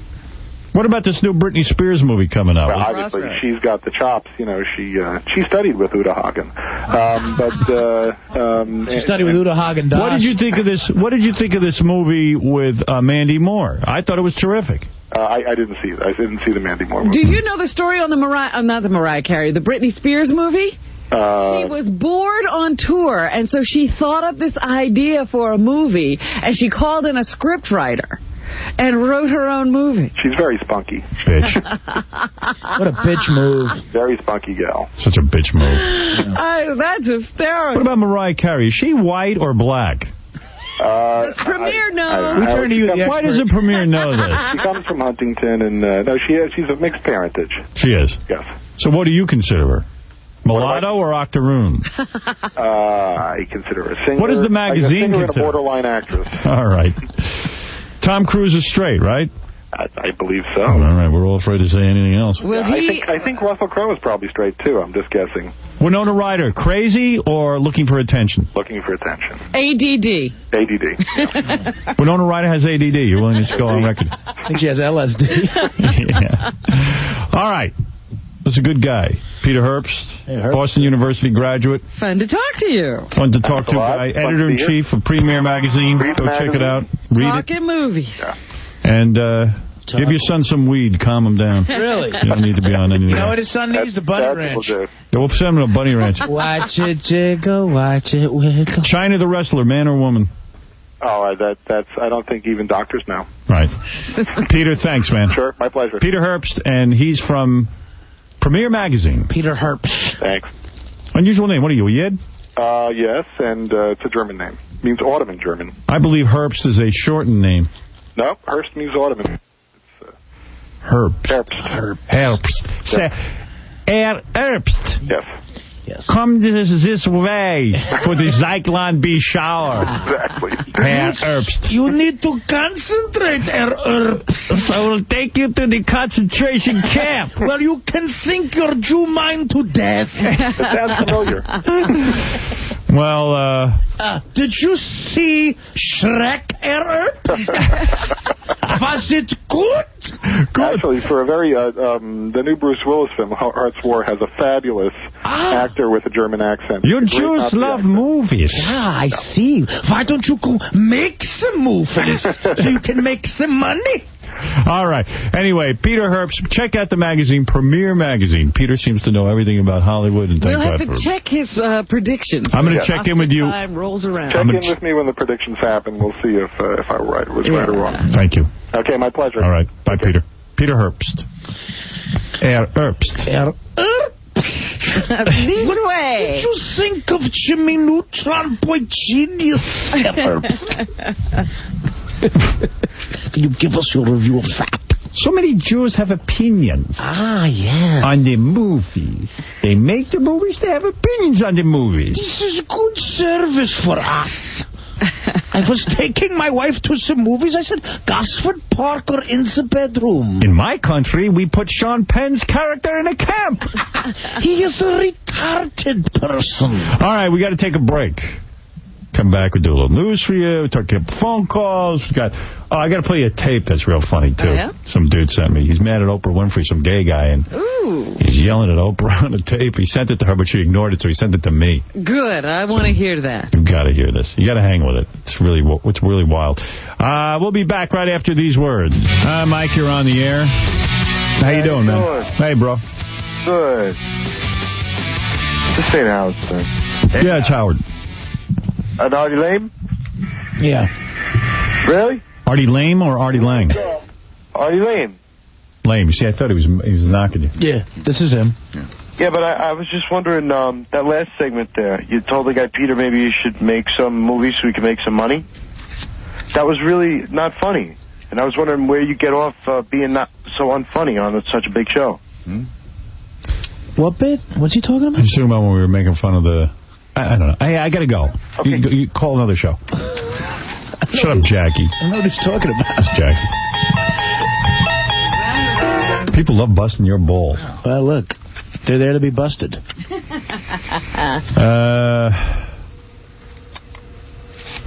Where was I? Hey, Joe, you're on the air. Hey, Howard, how you doing? Hey. Hey, I'm calling from South Florida. I'm originally from New York. And I got to say, I don't know why everybody's dissing Artie. I think he brings a dynamic to the show that he kind of like picked up the reins where you left off when you got divorced. He's like the poor chump now that we can all relate to. There you go, you see? Thank you, Artie. And by the way, I thought of that. I realized that. Thank you. You found a poor chump. Hey, Toke, you're on the air. Yeah, Howard, why didn't you watch your own E-show last night, that Jenna Jameson thing? I watch it a day later because I can't stay up and watch it, so I get the tape and then I watch it. Because that was hot. Your camera people were perfect, right on that. I wrote Robin Rosinski a note after I saw the first Vegas show, and I said, congratulations on capturing all of the energy and excitement. Congratulations, Scott DePace, for excellent directing, and then the people who put together the entire set. I said, you guys did such a great job. They did. That whole E-crew knows what they're doing, man. They did a great You should get job. together with that guy from Girls Gone Wild and put that, like, on a tape. I don't need him for that. I can do that on my own. Uncensored. That thing was uncensored would be awesome. Yeah. Well, yeah. Who needs him? Yeah, why would I need him to do that? Let's call him up. That guy. Oh, well, thanks, Howard. That guy, the guy who does the tape, Girls Gone Wild, we had him on the show. He's so rich from that stupid tape. Literally, he's got a private jet. Unbelievable. And he's worth about $50 million. Oh, he's young, too. And someone told me he got the new Miss Howard Stern. Really? And put her on the plane with him. He was driving her around with it. No. Everybody has a story about the new Miss Howard. You know, the new Miss Howard Stern seems kind of easy. If you get her on your own jet, doesn't that seem like a slam dunk? I don't know if anything happened, but... I don't know, man. We have to assume. But there seem to be a lot of stories floating around. Yeah. But, you know, DePace and Goodstein, all these guys. I know the Goodstein, I think, still in Vegas working on the Las Vegas shows. Are you kidding? He managed to stay. He had a lot of post-production stuff to do. He hasn't got home. He was there a week before we got there. Yeah. He's been home in a year. He's like Wayne Newton. Yeah. Where was I? Okay, let me play you some tapes, and then we'll get to the news. All right, this guy sent me this tape. I don't even know why. I guess he He sent a tape to Oprah Winfrey's show. And he was like some gay dude who's like a big fan of the Oprah Winfrey show. Uh-huh. And I guess Oprah, of course, ignored his tape because it's just so silly. You know, she doesn't answer every letter and every tape. She doesn't personally contact everyone who writes her? Right. So now he hates Oprah, and he sent her a tape telling her he hates her. All right? Uh-huh. And I guess she ignored that, too. So he goes, Dear Howard, please take the time to listen to this tape I've sent you. In my opinion, concerning Oprah Winfrey, it's my opinion concerning Oprah Winfrey. It's about 10 minutes long. I stand strongly affirmed by my opinion. It took me a few years for me to see the light. Others have a copy. Thank you. All right. So here's his tape. He's mad at Oprah Winfrey. He sent this to her. This is a guy, by the way. Come true, because she wanted... Imagine, like, what does he think Oprah's going to do with this? Well, he obviously has a dream he wants Oprah to fulfill. Yeah, he has a dream. And he saw her do it for somebody else. Why not him? I think with Oprah, everyone's like, I don't care how much money you have. That means they care how much money you have. Right. They're pissed at how much money she has. Right. And, like, his whole thing is Oprah should get up in the morning and answer his mail. Because he sent her 35 letters. Because of the fact that you're a woman from the South, born and bred. Oy vey. What's that got to do with anything? Negro woman of the South. I sent you certified mail. That's certified. Right. Exactly. Even all that money can't make you white. Is that what he's saying? Isn't the world scary? Like there's some guy running around and he's got an agenda and 35 letters and sending me mail. Right, and now that they've been registered, he knows Oprah got them. Wow. My most high God. Think anybody paid attention to him growing up? Not at all. No. Somebody loved me. In Buffalo. Somebody just loved me. Recognize who you dealing with. Do you love this guy? I want you to know who I am. Could you listen to him all day? Oh, I'm glued to this tape. Yeah, I'd love to go to the Ranger game with him. Imagine the arguing that goes on in this guy's life. Oh, my God. Because he's insulted that he hasn't gotten a letter back from Oprah Winfrey. He must be at odds with people all day. Certified mail. At this time. You are highly disgusting with the certified mail, #1 at this time. Let me tell you about a few of my role models. Here's the key phrases. You're disgusting at this time. You're highly disgusting. Keep it real. Negro woman from the South. #1. And you can't take it with you. But he says #1. He never gets to a #2. Everything's #1. I like another phrase he likes is certified mail. A Negro woman with money. You can't take it with you. You're having these grand illusions that you've just gotten away from the real world, period. I like that he keeps repeating it over and over again. Grand illusions. That's another one. Sometimes he says grand delusions. Yes. Now he's saying cheesing it a lot. Cheesing it for the camera. He gets a new thought and then he goes with it. Right. Run with it, baby. But he is the poster child for keeping it real. Uh-huh.